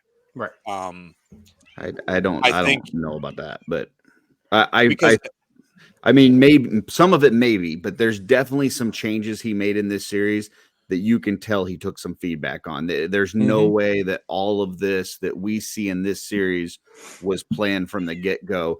He definitely redirected on several items. Yeah, I didn't say everything. I think the broad arcs were kind of set up beforehand, but but honestly, I love the meat on this freaking Curtis Jesse bone here. What, like, give me, like, I want to hear a specific, like, what's a specific thing that you think was planned ahead of time for a bow to be put on it in season 2, and then Curtis, what do you think something that was a correction actually that changed? Go ahead, Jesse. Okay, so the thing I think was the bone is because of the way they so quickly and almost dismissively got rid of Clamp Champ and Fisto in the first part, or the second part of part 1, whatever, second part of Revelation. That it would be a story thread in this season. I think. Well, I mean, it starts off with new season of Revolution starts off with them trying to save their souls. And that sets up the fall of Randor, and that whole reveal. I think some of those things, and then having them come back in at the end, I think all of that is part of it. And I don't want to spoil anything we haven't talked about yet, but I think there's more to come based on things we've seen. And I think the whole thing with setting up Motherboard at the end, leading into Hordak and what this series, these 5 episodes, I think all of that was there. And I'm with you, Chris. I think there was definitely course correction. I'll let you pick what you're going to say, but I think there are definitely elements that carried over that were intentional. And I'm not saying everything that happened in the first season I'll even throw in there intentional setup, but I think he's a better storyteller than doing it in these weird little 5 episode chunks is allowing that to go. I would say the biggest thing for me, and it's more of an animation thing. In the first series, Adam was very wimpy, twerpy, and Tila was very masculine. And it was to where when you saw the two together, like, she towered over him and made him look like a little boy. In this series, especially like this episode, we talked about that training sequence right at the beginning. He's taller than her as Adam when she's Tila. Yes. And just the whole catches her off balance and holding her there, it's like, okay, he's not, when he's Adam, he's not this wimpy nobody. So I think that was definitely a change from the previous to this one. But I think there's some others, but I mean, we really don't know. Like you just said with her, I would even say, can we say Sarah Michelle Gellar voice change was a we've been saying it this whole thing. Yes, absolutely. Yeah. But I don't know if that was done because she had conflicts, or if I don't know why they changed voices. I think they realized how poor of a job she did. I honestly think it is. It's Just because you have a famous name doesn't mean you're good for voice acting, and that's But I don't know if my she thought chose process. not to be a part of this, or if it was a conflict, or if they said, hey, you know, we don't think she did a good job. I don't know why that was. I do know that this voice is much better, and I think we all can kind of agree that. Yeah. Absolutely. But that's one where I'll, like, you know, to Jesse's point, like, was that a correction or was that just something that happened? I don't know. I don't know. I'll 100% jump on board with you. I think I didn't mind the way Tila looked in the first series. I do agree with you that Adam was a lot smaller than I liked. Mhm. He was still scrawny. He looked like slimmer. He didn't ever look scrawny, but because he was wearing kind of baggier, he wasn't wearing like form-fitting clothes. But I liked that he was tall, like at least closer in height, if not taller than her in this. I originally defended that as trying to show the disparity between Adam and He-Man. Seeing this now, I like the taller version of him. Yep. Again, I mean, hey, you guys know me. I like strong, buff looking hero chicks, so I had no problem with the way Teal looked at all in the first season. And I'd if almost be sorry. Finish. Sorry. No, I was gonna say, so I liked in being sorceress. I liked that some of that softened her up a little bit. Like it fit the character progress. Like that I like. So yeah, I definitely think there were things that might have been, you know, studio corporate mandates, you know, and maybe some of that's the stuff that got bit on a lot by the fans, and they were like, okay, Kevin, you do your thing, you know what you're doing. And again, I'm not trying to say he's perfect end all be all. I like a lot of his stuff, but as far as she goes, just as far as she goes, I almost like I imagine what if this girl's voice was in season 1? Like, I just wonder how the tone of it would, like, at least ease the character of her. You know what I mean? Just because, again, there's like, I mean, I have to fully admit, like, I've met chicks that were a little bit more butch that were like just annoying as AF, and then ones that were like, no, you're just a normal girl, like you're blah blah blah. So like a lot of it has to do with tone. So like I'm almost curious on if like some of that would have been softer with this version voice if they told Sarah Michelle Gellar, like, she's looking at the artwork and she's looking at the dialogue and she's probably like, oh, like, I'm just going to play this like Buffy. I'm this tough chick. I don't think she looked at anything. I think she just did. I think she just read. Yep. Yeah. It's interesting to think about what ifs of that, but yeah. It's actually funny. I was talking to Sean. It might have been you guys too, but I privately, think it was in one of the earlier episodes you said that like it would be interesting to go back and do Revelation with the other voice and see how much different it feels. I'm not a petition kind of guy, but if I was, we should definitely start a petition to get Melissa Benoit to re-record all of season 1's. I'm going to say this here. I don't know if you said that before or if I had a dream about you saying that in this live action, but like that, as soon as you started to say, I'm like, he's going to say petition guy. Yeah. Jesse, there's my He-Man story. Jesse, I'm right with you about the Kevin Smith thing too. Is I'm not a huge, like, I like Kevin Smith in the most generic ways. Like, I like that he likes nerdy stuff. I love Daredevil. He loves Daredevil. Like, I'm not a big Jay and Silent Bob guy. I'm not like a big Hot Smokey guy. Like, I never grew up as one of those, like a fanboy of Kevin Smith. I just know that he enjoys cartoons and comics and superhero stuff. So that's my most extent. But I've seen a few of the movies he's directed and I've liked them. And I've heard podcasts of him on there and him describing stories and his ideas and concepts. I like his thought process. And so if I trust him in this world. I'm thankful I didn't, and it probably wouldn't have affected me anyway, but I'm thankful I didn't hear like the wildfire of it's a continuation of Filmation and whether he misspoke or whatever. Like, people just seem to run with that thread of thought and like hold a stake of fire to him. Like, I don't get that stuff, but I definitely, you can see the storyteller in him, and I guarantee you from what I know of the guy and what I know of his comic book stuff too, he probably, if you wanted to sit down with him, he could probably tell you a rough outline of the next 20 episodes. Like, I think he's that kind of guy. Oh yeah, Have you- yeah, and have- that's what I was hinting at. Have you seen like the YouTube videos where like he goes to like campuses and he's just like basically storytelling? Have you seen any of those? No, I haven't. They're pretty freaking awesome. And like he does, there's this one on YouTube. If you look up Kevin Smith Superman, Yeah. he talks about how he was supposed to direct Superman Lives with Nick Cage, and it's pretty interesting. You should check it out. But cool. he is, I mean, he's a guy that likes the same kind of shit that we like. And this is one of those things that we've been, in this community been asking for a while, is like, put somebody in this that cares about the stuff that we care about.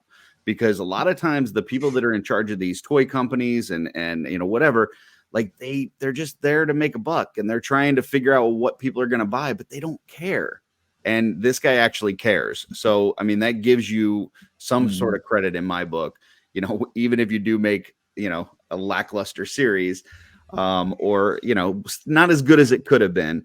At least I know you cared. So, but Absolutely. anyway, Totally. we got one more scene, right? One more scene. Sean, you got anything? Are you good? What scene were we just doing? I don't even. We went on. You were such talking about tangents. Randor and. Oh, I said We're my good? piece, though. All right. I'm good. All right, final scene of this series. Sometime later, not immediately after, not while the battle's still going on, not while there's cars burning in the background. We are back at Eternos. That's a Falcon and Winter Soldier reference for those that didn't get that. Could have also been a Zack Snyder Man of Steel I'm reference done. too. Oh, now you messed up the order. Oh. Back at Eternos, Adam addresses the Eternian citizens. He apologizes to them for trusting in Keldor and crowning him king. He admits that while he made a mistake, Keldor was right about one thing, and that is the people should have a part of the power. He declares that the Eternian monarchy has officially dissolved, and in its place will be a new democracy where the people govern themselves. He assures them that he will always be there when they need him. This is met by applause from the citizens. As he steps away from the podium, he asks his mother if his father would have been proud of him. Marlena assures him that he would have. We learn that Andra is interested in running for an elected office. She wants to help keep the people safe. Sorry. Man of War tells Adam how proud he is of him, as today he has become his own man. We flash to Keldor, locked up in the dungeons of Grayskull. He still holds the Eternian crown. As he gazes into it, he sees only Skeletor as his reflection. Back with the heroes. Everyone departs in order to give Adam and Tila some alone time. Adam comments to Tila that he has no place to live now that the monarchy is dissolved and the palace is destroyed. Tila invites him to stay at her place as long as he doesn't mind psychotic bad guys in the basement. It is the safest place in the universe. To which Adam replies, "The safest place for me is by your side." As the couple embrace, we look out over the Eternian landscape, panning up to the stars as the Masters of the Universe Revolution logo appears on the screen, and we fade to black. Matt Rod, you're starting us off. What? I don't want to. I like to just cherry pick what you guys say. So I will say one thing. So say what you will about it. I think 100%. My personal opinion is this is going to be an easy way to poke at people that complain about woke stuff, so that they had Andra like be like, I'm going to run for political office, Yeah. like just so that they could like get people to complain. We've seen King He-Man. We've had the action figures. We got the bios. We've seen him in a couple comic books recently, stuff like that. I am, again, for the progression of story's sake, like, there's a chance we could get Son of He-Man Dare. Like, there's a chance, we thinking about all this stuff, all this untapped like storyline, where it just reminds me of back when they made the X-Men TV show called Generation X, and they were like, we're not going to do X-Men yet because we don't want to mess that up. Or like in Smallville, we're up. Nope. Oh, here we go. Yeah, we lost you for a second. And so there's always been this like tiptoeing around like progression of story. But again, I know I'm beating an old drum, but I just really like the idea of yeah, no more king. Like why not? Like, what's the big deal? Like, what's the worst that could happen? You could have a whole season of like a broken democracy where like He-Man has to step back in and take his rightful place as king. Like, I prefer that story of me getting King He-Man over like him just being like, now I'm King He-Man. Like, I don't know. I really, really like how this wrapped it up in a bow, and picturing my toys of He-Man and Tila in Castle Grayskull like I was a little kid. I'm like, they're totally making out. I love it. I'm thankful. I'm happy for the show, and yeah, that's about it. And I do not for 1 second buy into any one of you who is going to probably pull a Bashadi and say Duncan should have been king. Like, I'm not buying it. It's dumb, and I'm going to tell him it's dumb when we do our review. It's the lowest hanging fruit of a Dunk the Hunk fanboy could think of, and I know that. Guess what? Duncan wouldn't be king anyway, in my opinion. So carry on, Curtis. You're up. I did not like this part. I'm not ready to pour gasoline on the series and light it on fire and protest and call it woke and all this kind of thing. But I think, one bad decision in making Keldor king does not offset the years of prosperity that you had under Randor and Marlena, to where all of a sudden now you need to get rid of a monarchy and put in democracy. It felt very forced, hippie. To me, it didn't feel like it belongs in this universe. Story progression wise and stuff, whatever. If you're going to do it, you're going to do it. That's fine. I would have liked to see Duncan get a chance, whether it's king or whether it's elected official, mayor, governor, whatever the hell it is. I mean, like, he has been that father-like figure to a lot of these characters throughout, this universe. He's at a point now where he's retired from his position as far as, for the most part being on the front lines.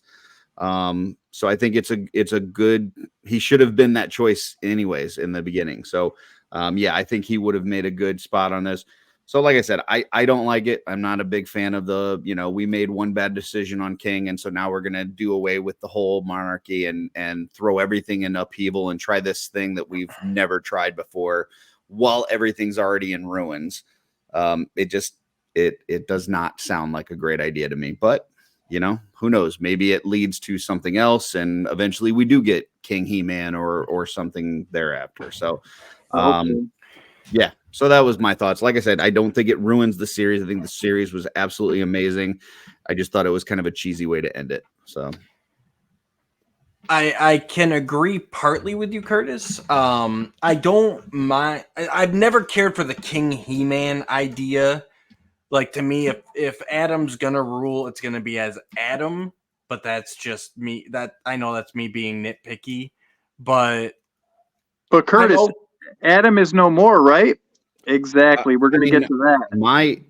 Well, we'll get to after this speech here. Like this is very much, if you're going to relinquish the monarchy, if you're going to disband it, you would think the person to have that conversation would be Adam. Adam is not there in front of the people. It is He-Man in front of the people. I think he is now He-Man going forward. I don't think that there is an Adam, but right. So, but what I was going to say is just on the idea of the democracy, like I'm okay with Adam making the choice that Eternia, he needs to be Eternia's champion more than he needs to be their king. Like I get that decision, and I like that idea. I like that they got it to where it, like you said, it's He-Man, Adam living in Grayskull with Teela. Like we went back to that's an old, early mini comic Golden Book story point. So to get to that point's a lot of fun. If you're gonna do this idea, why not do a new Council of Elders? Instead of shoehorning it, because that's what took me out was that he's like, and I get Marlene is from Earth, but I'm like, with going, well, we're gonna do a democracy and the people and elected, like more do appointed. Do appoint Queen Marlena, appoint Duncan, Andra, have the people elect a representative to sit on the council. Well, yeah, and it's tying it back into Masters lore with a Council of Elders that way. But we don't know what they're going to set up. Like he didn't say like, hey, we're going to create 3 branches of government and we're going to do, we don't know what that's going to look like. We just know that it's going to be elected officials. So it could very well be something along the lines of what you're talking about. That's what I'm saying. So if they had just said council, we're going to form a new council, it just feels more Eternian. You get more of that. Yes, Jesse, sorry. I was going to say, not like elected officials ever goes wrong for the people. Right. And then of course my criticism of this scene is the fact that the final embrace, I also not sure why they pulled their punch with just like a weird little hug head on shoulder thing instead of a full on kiss. It's like, man, we already kissed once. Like, have didn't need another kiss there, but have Adam dip her back, and we just saved the universe, man. You're allowed one kiss per season. Apparently, we're on a limit, so Curtis keeps watching. I don't feel like we need it there. I think them looking over everything is I think that's a nice way to finish it. Well, but that wasn't my real criticism is the fact I would have rather had Adam there. Him but he doesn't exist anymore. Huh? He doesn't exist anymore. Well, either way, he exists. Adam is He-Man, but it's just He-Man now. I want Teela to kiss He-Man's teeth. That's what I want. We're off the rails. Go ahead, Sean. So I had to write this part up really fast because this moment took me out of the ending of the show, and this is my negative, I think. So during He-Man's speech, when he's talking about they're dismantling everything and it's going to be a democracy, he says these lines. And for the moment, Eternia has earned a well-needed rest. But if the forces of evil ever rise again to cast a shadow over the heart of Eternia, I'll always be here for you. So, knowing Kevin Smith, he wrote this episode, knowing how much he loves a certain movie, I just wanted to point this out. Please inform the citizens of Gotham that Gotham City has earned a rest from crime. But if the forces of evil shall rise again to cast a shadow on the heart of the city, call me. I was dumbfounded hearing those lines out of He-Man because I'm like, dude, you literally took that from Batman 89. The hell, dude? Like, you couldn't come up with a better way of writing that and doing it without knowing that's what you're referencing that hard. It bugged me on so many levels, and I know it's stupid. I did not know that. Do you think that the way that it bugs you is the complete opposite of what his intention was? Do you think he's like he was hoping that people would like that he did that? I think so. One of the negatives in general about the show, and it's a nitpick to me, which is why I don't really talk about it much. But even in Revelation, there's this element of they always have to do a see what I said there? See what I said? That was a nod to this. And they keep doing it, and it never stops. I mean, in Revelation, we had Skeletor say, "Let this be our final battle." And in this one, they had Hordak say, "Let this be their final battle." They have literally almost verbatim Batman's letter to Gotham City from the ending of the movie that now He-Man recreates for the ending of this. And I think if there's, like I said, if there's anything that I could say is a negative, is that kind of stuff just eventually grinds on me because I'm like, you are a creative writer. You could do this without needing to rely on that and have that be your crutch to let us know what you're doing. I mean, especially in that, it's like, I don't know. If you're going to reference something like Batman is not something I would want to have referenced in Masters of the Universe personally. That's just me. But it's almost, to me, that was the equivalent of like Curtis saying the Evelyn with the He-Man and Teela sitting in a tree moment. You know, it's like that was my moment in this episode. And it's like, I get, it's like you can be a geek and still not have to allude so much that you're a geek and still write and have your own creativity in what you write for dialogue or for story. And in the case of it being almost word for word the same speech, that bugged the crap out of me. So it's definitely, it doesn't mar it in any way, because out of any of the negatives I could think of, that was the glaring one for me. And it's like I can barely look at that as that's a reason to burn it with fire or anything like I was with the previous one for things that were driving me crazy. But it feels like there's too much heavily relying on stuff like that to make it feel like, see what we did there? Oh, we're making it credible because we're using other sources of geekdom in order to tell our story. And I'm like, Masters already has enough of that. You could just run with that all you want. And I mean, even the whole like I have the, and then they stop whoever it was. This like Orko doing it, Gwildor doing it. That I think that was them going. Yeah, everybody knew how to say that last time. We're gonna make it like nobody gets to say it anymore, you know. And it had that feeling of they heard people complaining. Everybody knows it. We did it on our episodes when we talked about it. How come everybody knows the incantation now and all that. So that's my biggest issue with it, ironically, is just I could not stand that he almost like legitimately, here's the entire thing, but we're just changing Gotham to Eternia. You know, it just like, no, that's not how it works. But And yeah, he would, and I think he would consider that an Easter egg. But I'm I would, sure, yes. I would think of that as like, it's a little bit too much self, I guess, like injecting self into something. Mhm.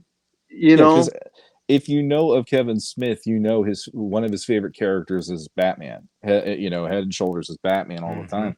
So it's from that perspective, it's like, okay, I get that you have, that's your geekdom, and you've got to dabble in that in comics form and things like that. And you've got to play in the CW Arrowverse and all that, which is how we got Melissa Benoist and Chris Wood to be our heroes this time around. But there's that part of me that's just like, I don't know. It just let it be its own thing. You don't need to rely on other sources of things. That's, and granted, Masters is literally like a hodgepodge of all that stuff to begin with. But in that way, it's like that's great that it started there, but it had its own ideas and its own things once those pieces of the recipe were put together. But yeah, like that's my one complaint, and I'm gonna shut up because that's it. But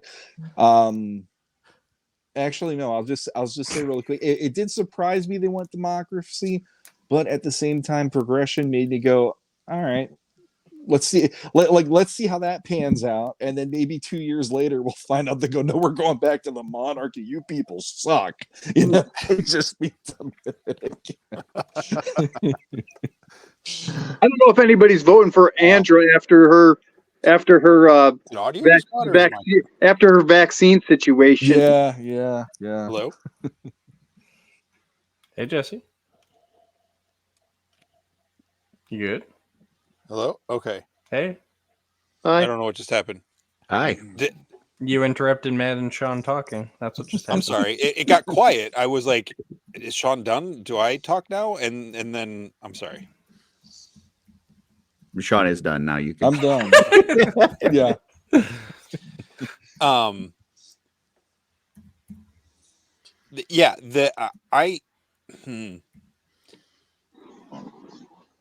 I'm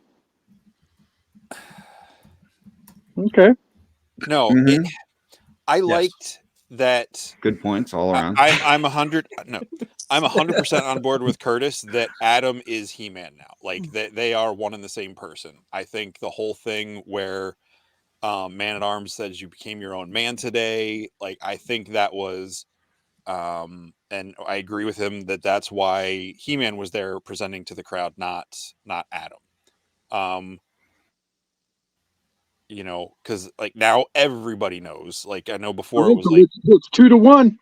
The votes. I got to tell you I'm not- guys, I'm shocked that Jesse agreed with me on anything, and I'm celebrating after this. I am going out. I'm getting lit. So based on the setting of this story and everything that the way they've presented it, I 100% agree with you on that there's something, neither of them are transforming. Maybe they can, and maybe that's why Battle Cat didn't get a different upgrade, because he was not part of all the powers together.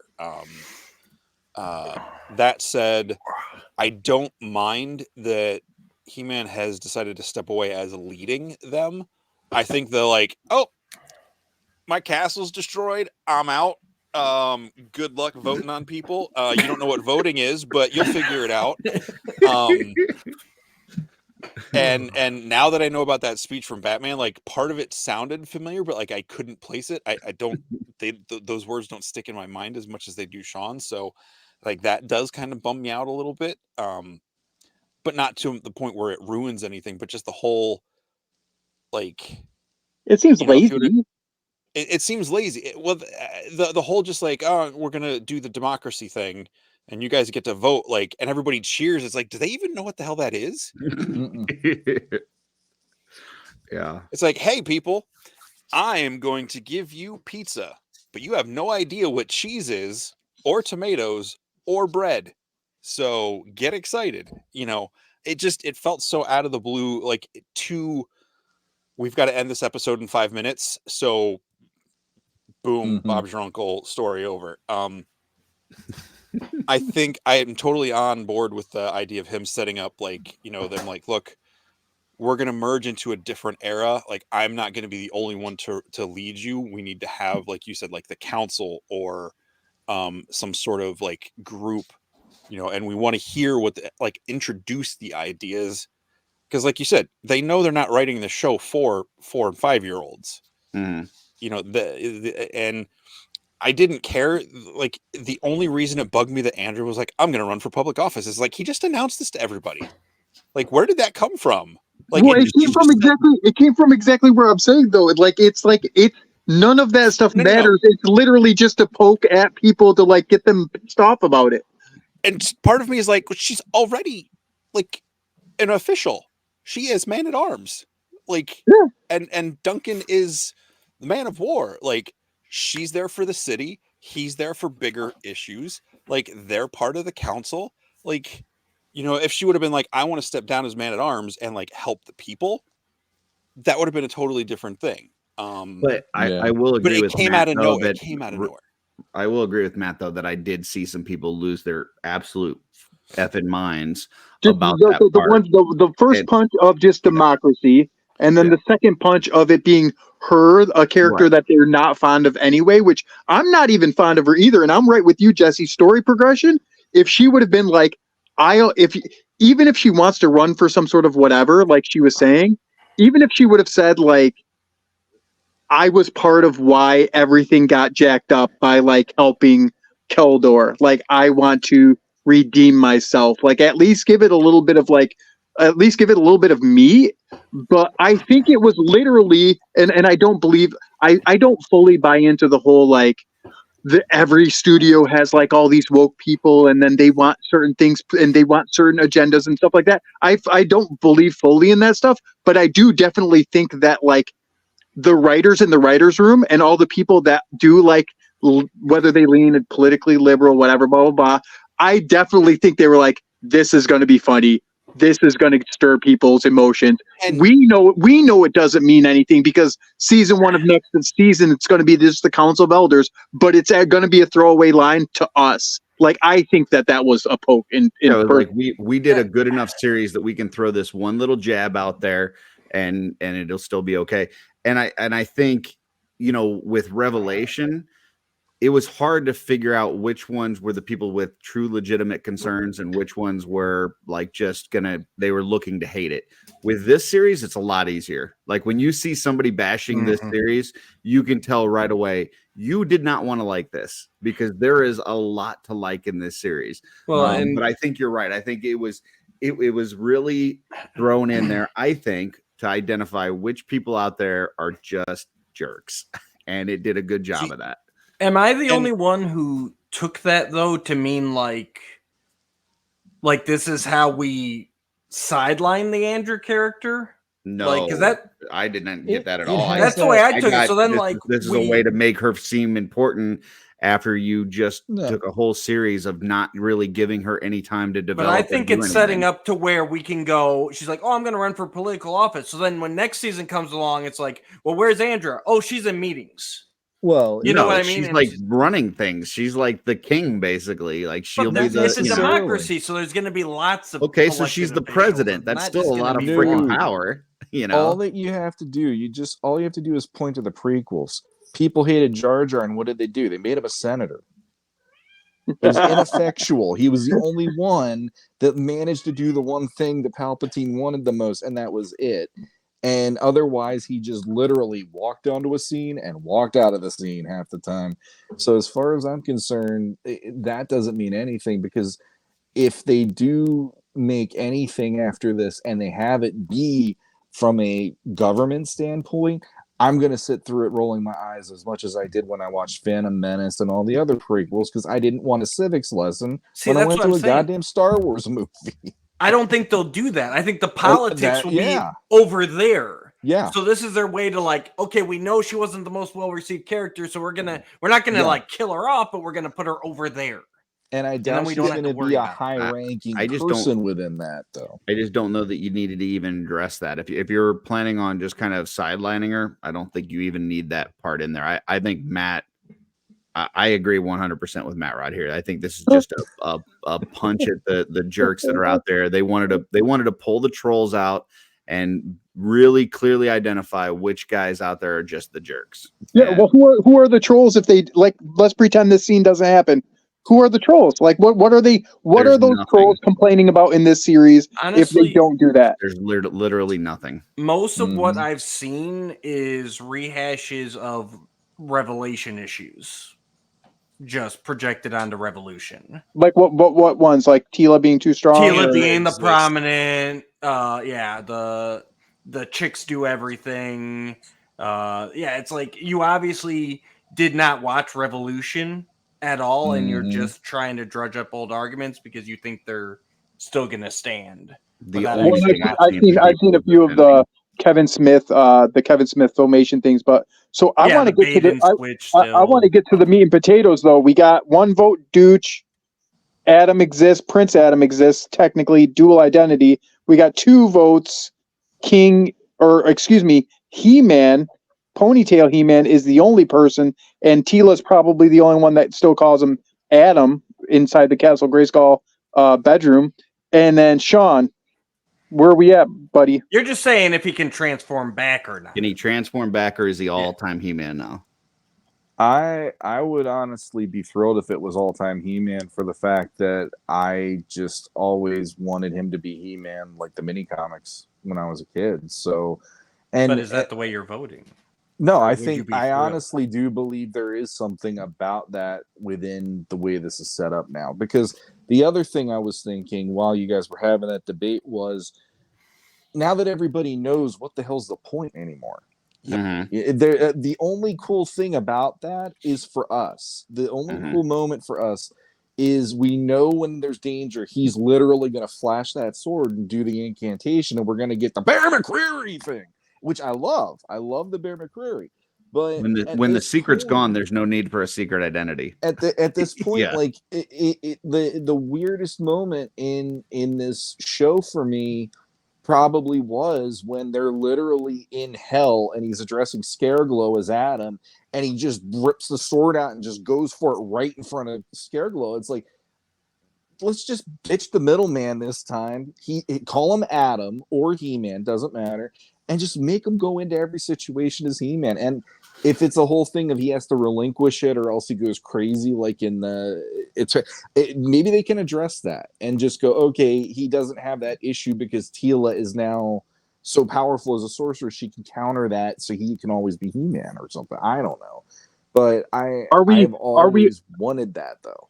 Are we all in agreement that, for us at least, the dual identity has ran its course and kind of done its job, and now it would be interesting at least that if even if he's depowered, let's say he's depowered, let's start next season's off, he's very He-Man statue, normal dressed, but he like calls down the power to like get that extra oomph. Like he's not a Prince little kid anymore, but like has the dual identity ran its course, and would it be cool to kind of see what's next? Well, in this continuity, absolutely. Yeah, that's the whole point of this. I did like him showing up to Subternia as Adam, because he basically said he wanted to try to come to some sort of arrangement first. He didn't want to come in there looking threatening and being. So I liked that he did that Adam thing there. But yeah, after this series has ended, I don't think there's a need to go back to Adam. And I think the way that they've set it up, it makes it appear to me that I don't know that he can go back to Adam, but yep. Only time will tell. All right, my guys. Thoughts on the rest of the last scene. Go ahead.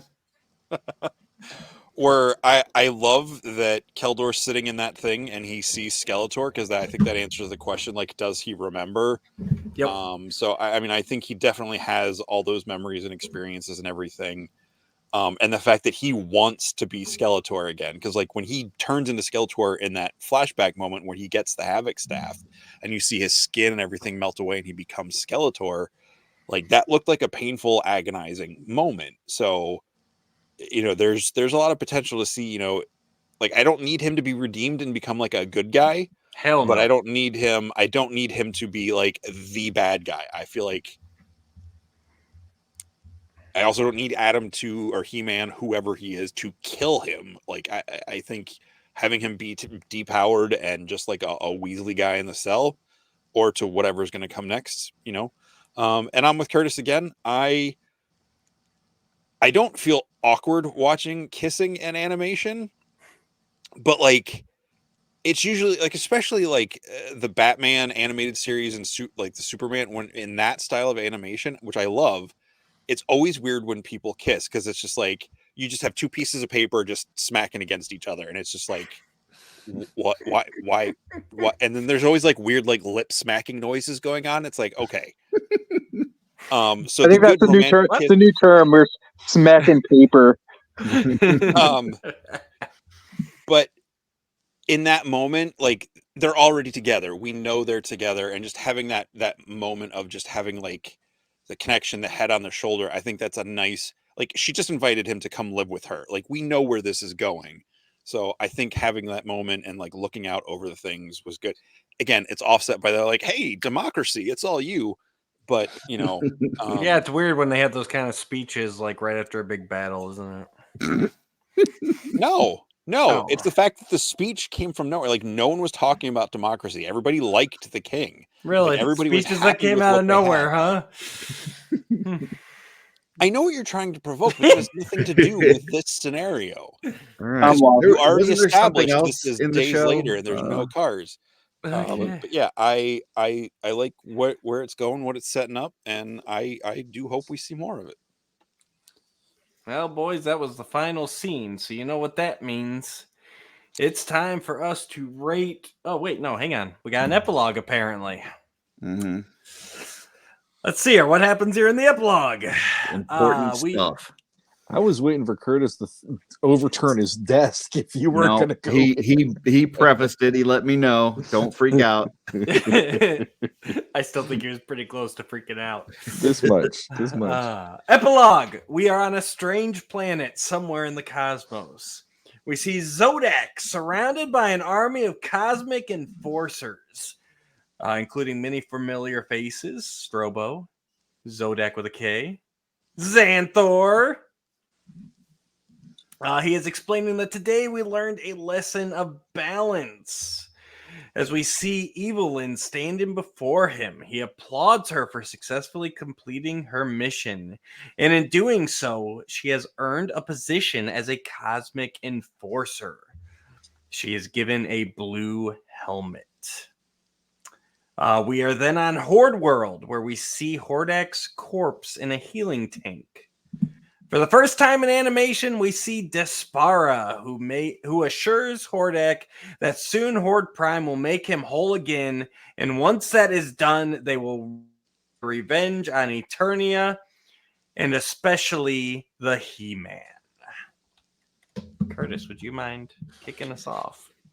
Yeah, I've been waiting for this since watching the series for the first time. So a couple things. The first thing is the whole cosmic enforcer thing. Like, I think this has been the biggest miss through both series, is that, like, we've had these things. Preternia has been destroyed. The Skeletor's trying to remake the universe. Evelyn's trying to destroy it all.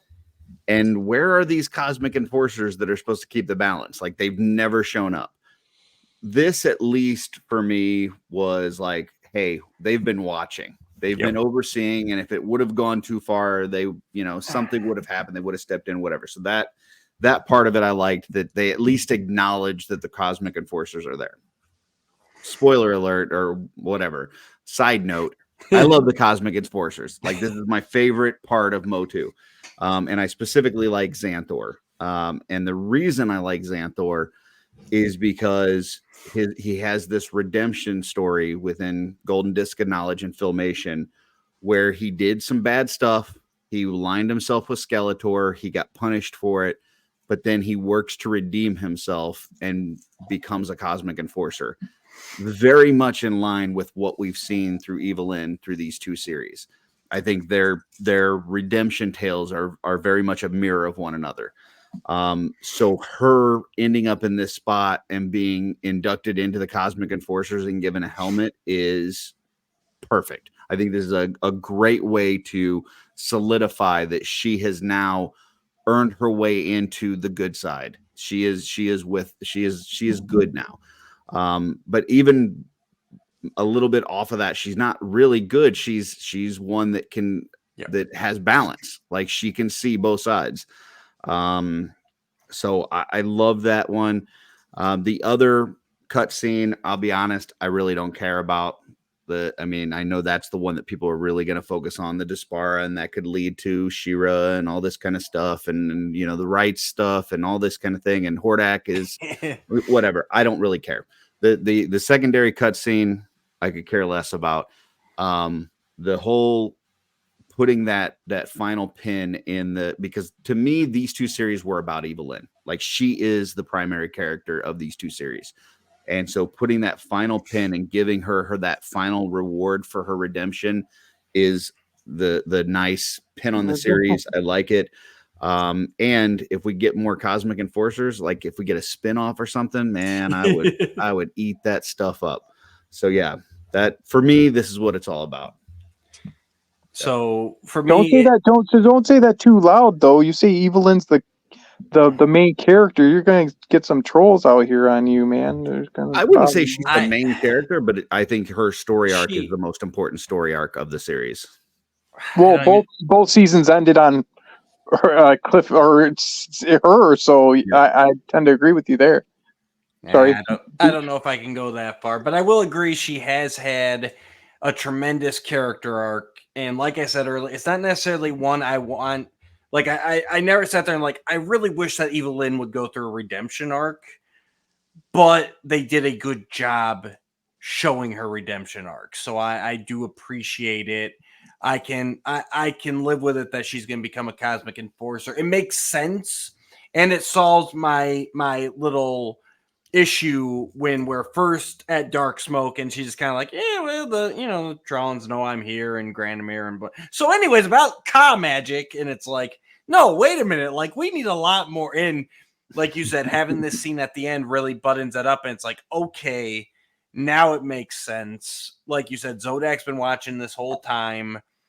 He's shit got bad in Revelation, but to make an omelet, you got to break some eggs. So, and that's how the Cosmic Enforcer should be. Going back to Filmation, we got the search with the Star Seed, where he leads Skeletor to a powerful artifact in order to preserve that balance. Like, it doesn't mean that the Cosmic Enforcers are always going to be on the side of good. Sometimes bad stuff has to happen.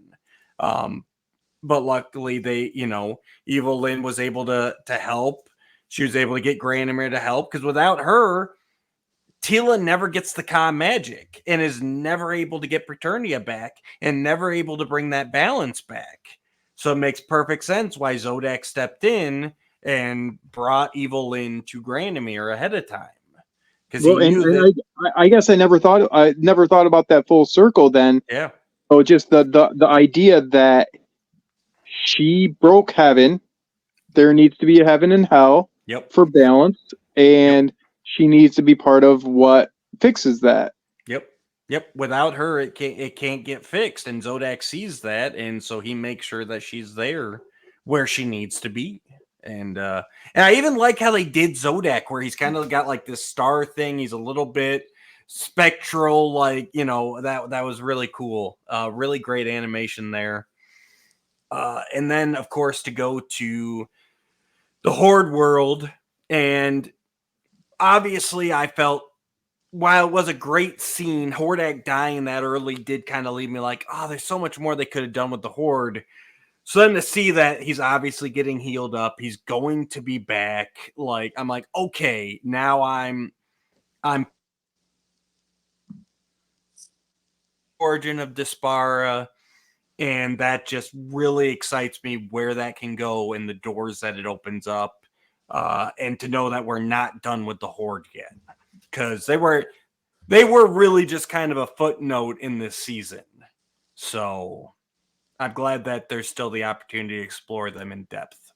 Still got more of them in these few episodes than we did in all of 2000X, though, where they shoved Snake Men down our throat. Mm-hmm. Oh yeah, no, I agree. I'm just saying, but there's so much more they can do, right? And obviously, I'm a huge She-Ra fan. Like, I any chance that we can get She-Ra, I am jumping for joy. For me, the Cosmic Enforcer thing did, like, when that part came on, I was like, holy shit, they're going here. I had no idea that they were even going to make an appearance, so that was definitely a pleasant surprise. But it's interesting looking at it just in the last, since we're wrapping this up, I was thinking about it, and I'm like, the progression of this is in an interesting place, because now that we've seen what's happened with Revelation and with Revolution, who has Skeletor's back at this point if he comes back? Because obviously he's not Skeletor right now, he's Keldor. But if he becomes Skeletor again, he doesn't have Evil Lyn, he doesn't have Beast Man, and we don't even have much of Trapjaw or Triclops or anyone else in this series. I mean, they show up, but they're not really there. Well, they already turned their back on him once with the Techno Cult. Like, they did their own thing. I could definitely see them come crawling back, though. Like, but it does. It, like, the dynamic of this is very interesting to me, because with her being out of the picture, especially being taken by the Cosmic Enforcers now, I'm like, I'm very open to whatever the blank slate that is the possibility of a new Skeletor return or whatever. If they go there with whatever happens on the horizon, if they get the third. And then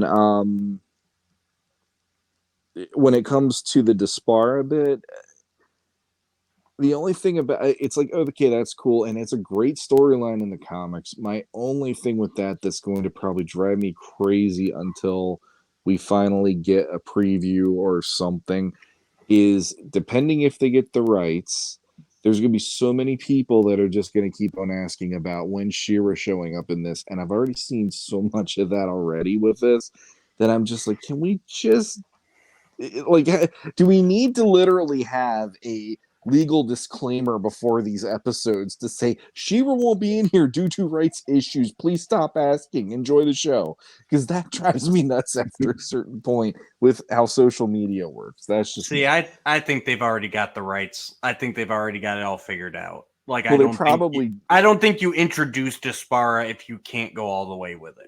The Why do you tell and that to Sony and Spider-Man crap they're making? Don't even compare Sony to freaking Rob. No, David no, and you're Ted saying like Beasley right now. they're having like Sony's making these movies with these false hopes of like being intertwined with the MCU, and like having Despara in this this final cut scene. Like, I don't think that it proves anything other than like, hey, we know this is where the fans want us to go.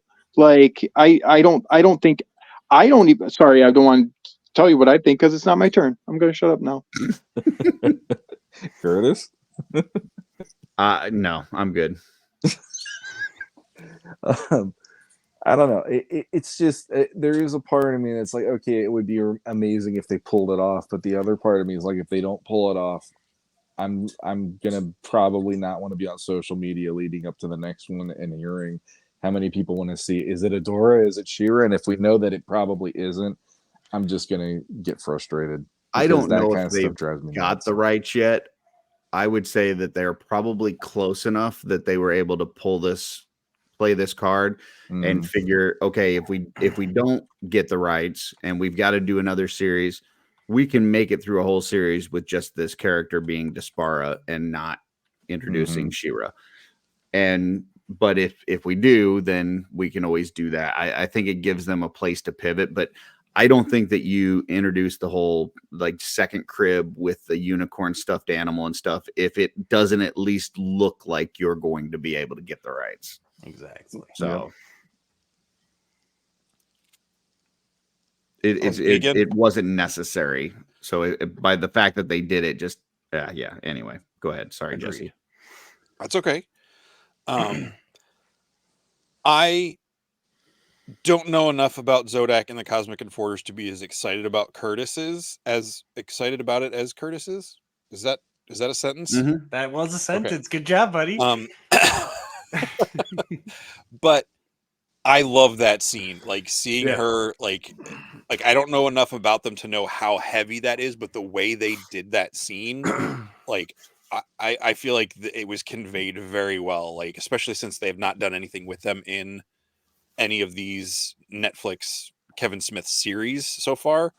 I was like, oh, like I know the Cosmic Enforcers are a thing and they're out there.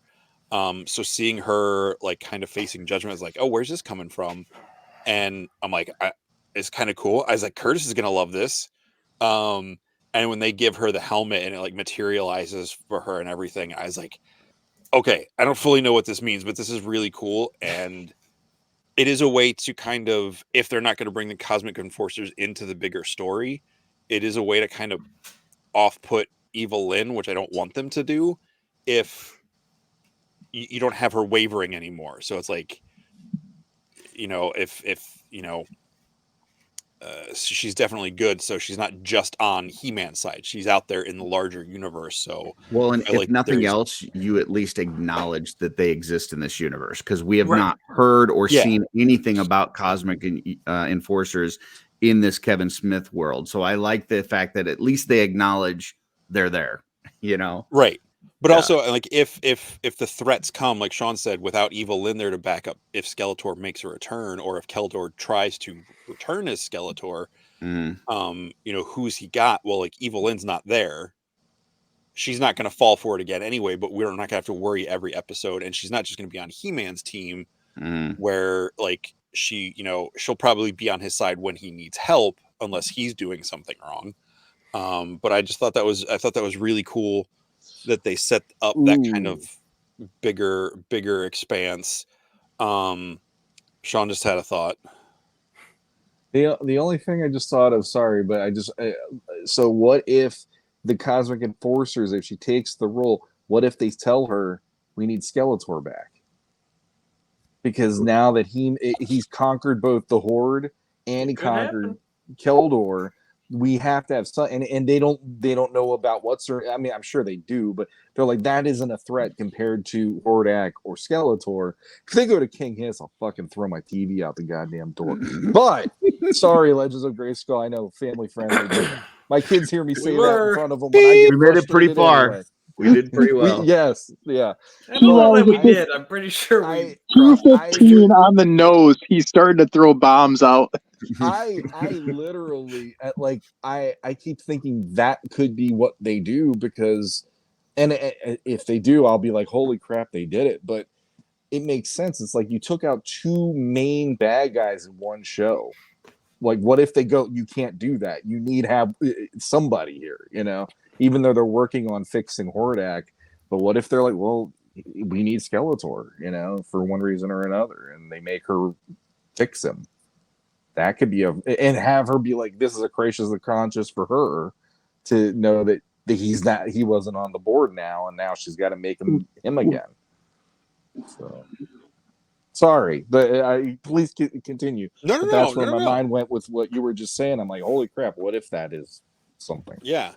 And Matt's got a thought. I'm just going to say I agree. I liked the last moment where we see, Hordak recuperating. It's not like, when they revealed the female figure walking up, I was like, okay, I'm pretty sure I know where that story is going to go. I'm not as into the rights issues and all that stuff. I know there is a thing. But I was like, all right, that could be cool. Like, I never fully got to enjoy She-Ra as a kid. Just because I was kind of told like that was for girls and I wasn't allowed to have the toy, even though it was He-Man's sister. But spoiler alert. What? Someone already said that. If you're watching this far and you don't know that She-Ra's that He-Man's sister. Anyway, it's like I'm excited that it's between those two scenes and the way it ended with Adam choosing to be He-Man and be the champion and all that with Teela and everything. I'm excited to see where the story, whatever they do, could go. I think there's a lot of potential for more good adventures. And Matt Rod has left us. So. Oh, there he is. Plug it in. Is he going to the bathroom again? No. I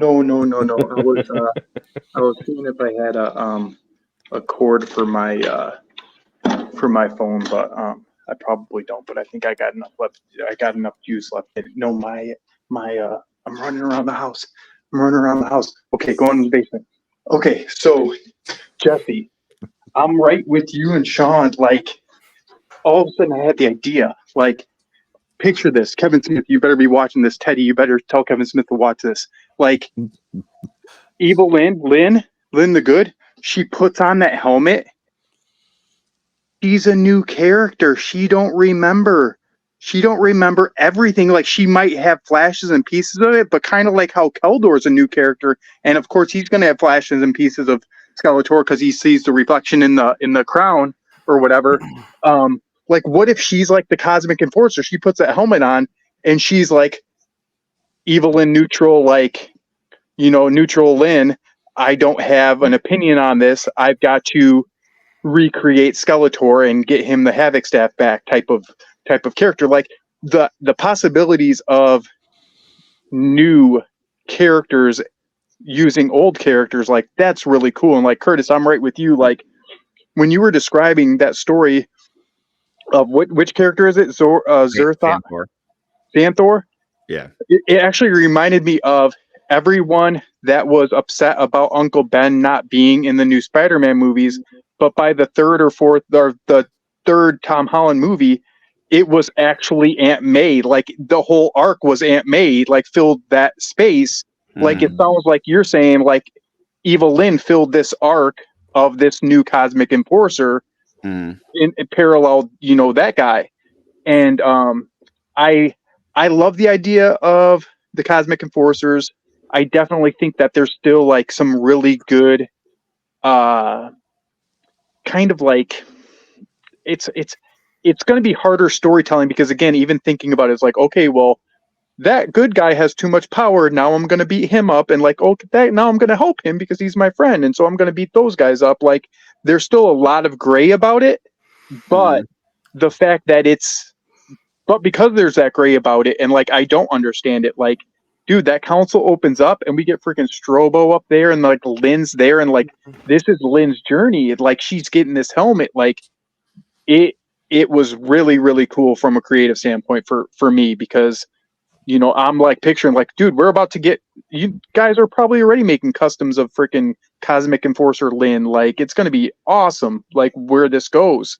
And the Despara one too, like I'm a fan of She-Ra, fan of the twins. I like the tweak of story where I definitely, and I've said this before on this show and other shows, like if there's a better iteration of a story, I'm not too proud to be like, no, actually, like I kind of prefer this. Like Professor X Magneto, I prefer the First Class movie origin story of how Professor X gets his legs, Sorry, Jesse. Yep, you're good. No. I have a thought, but I'll come back to it. But so when it comes to the Despara and the mask deal and like kind of hurt that She-Ra journey, like it obviously for me completely trumps the like filmation. Like, wait a minute, we're the bad guys. Like these evil guys that I'm walking around with, they're not the good guys, and those rebel, really good-looking people in the woods are like they're not the bad guys. Like, so I'm down with like the tweaking of the lens of the She-Ra world, I guess, because obviously when it was first created, it was definitely pushed into that, princess of power, like everything's bright in fairy tales. So, they gruffed that up a little bit. So I'm down with that. So Cool. Real quick, my thought is if for whatever reason Skeletor comes back because he gets the Havoc staff, what does that do to Teela and He-Man now? Because if we agree that like they've become who they are because of that merged power of everything, if you pull that Havoc power out of them, does he revert to normal Adam and He-Man transformations again? Does Teela lose the Tri-Sorceress and just become Sorceress Teela or the Green Goddess again? or by sorceress. Sorry. All right. I think No, but like you said, if Curtis is right and you guys are right, and they're powered up, and the council's like, or the enforcers are like, I just don't yo, know how you whoa, do that though, like, because like the staffs are all gone. Like it's not like she's, what I'm Well, saying. no, they Like, merged. right, but into they're the not war. individual. Like how it, I don't know how you break that up. Yeah, that's what he's saying. If you broke that, Yeah, Like the way he breaks the sword in the first series. Well, the power needs to return, though. These guys aren't returning the power. Like, as cosmic enforcers, we need them to return the power. They're staying powered up too long. Like, Not saying I Yeah. want that to happen. I'm just saying like if that Havoc power gets removed from her, Tri-Sorceress I mean, thing, it's an interesting thing that you guys are talking about because with the introduction of cosmic enforcers, I mean, they are supposed to maintain the balance, and right now, Eternia is way out of balance. Like, the good side is like far superior right now because of the losses that Skeletor and Hordak have just suffered. So, does that mean that the cosmic enforcers need to, interject on the other side? I don't know. It's an interesting idea for sure. there's definitely lots of places for this to go, and I'm excited for it. There's lots of places it can go that's never gone before, and I'm always up for that. But we'll only see if everybody keeps watching this series over and over again. while you sleep, while you sleep, while you eat, while you I'm whatever. I'm gonna throw out a When quick you hot leave the take. house, leave it on for the pets. You know. Oh, Jesse's got a hot take. I don't like the concept in storytelling of balance. I think that is a bogus, lame way to keep the status quo. You said it a lot more clearly than I did, but I'm with you in that. Like that's where I'm like it's I like the idea of characters wanting to establish a balance. Like I like the enforcers. I like that role they play. I don't like in Star Wars where like, well, there's always two, and if there's only one good one, we have to have a second good one. You know, if that like that whole perfect balance, everything's equal. I don't buy Well, into that as I a like, personal we've gone through philosophy. this whole 2 series without them interfering. So even when everything was dire and the like Skeletor had the power and he was going to remake the universe, they still didn't interfere. So what that tells me, Jesse, is that there's a certain, it's not like, one on this side, one on that side. Like there is a certain range that it's like once it gets out of that range, then they go, okay, now we got to step in. For the record, I didn't mean specifically with this story in He-Man. That was just a broad topic. I hate that concept as a storytelling trope.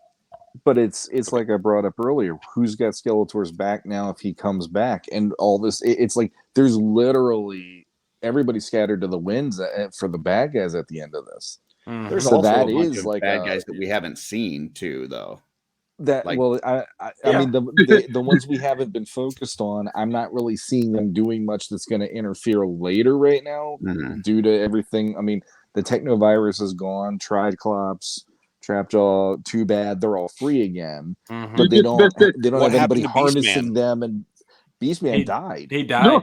He died. No. The third scene cut at the end of this episode was Dunk the Hunt going. He's taking off the Man of War armor, and Beastman is cooking dinner. They're rooming together. What have you been up to? I've been making soup. Well, I think that's time to rate this episode. As you know, we've got our power sword rating. 3 power swords is the best. 2 power swords is very good. 1 power sword is good. We've got the Cosmic Enforcer. That's right down the middle. Neither good nor bad. Then we got the Havoc Staffs. 1 Havoc Staff bad. 2 Havoc Staffs worse. 3 Havoc Staffs should never be seen by anyone ever. We'll go ahead and start with Sean and we'll work our way around. Sean, what is your power sword rating for episode 5? I will give it. I'm going to go with 2.5.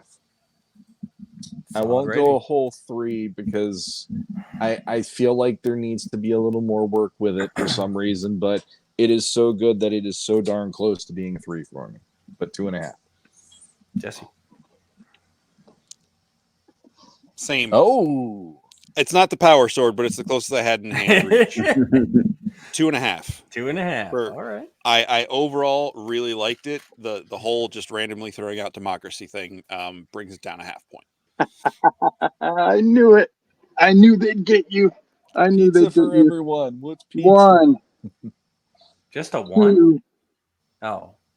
3. Oh. 3 plastic swords. Ha ha ha.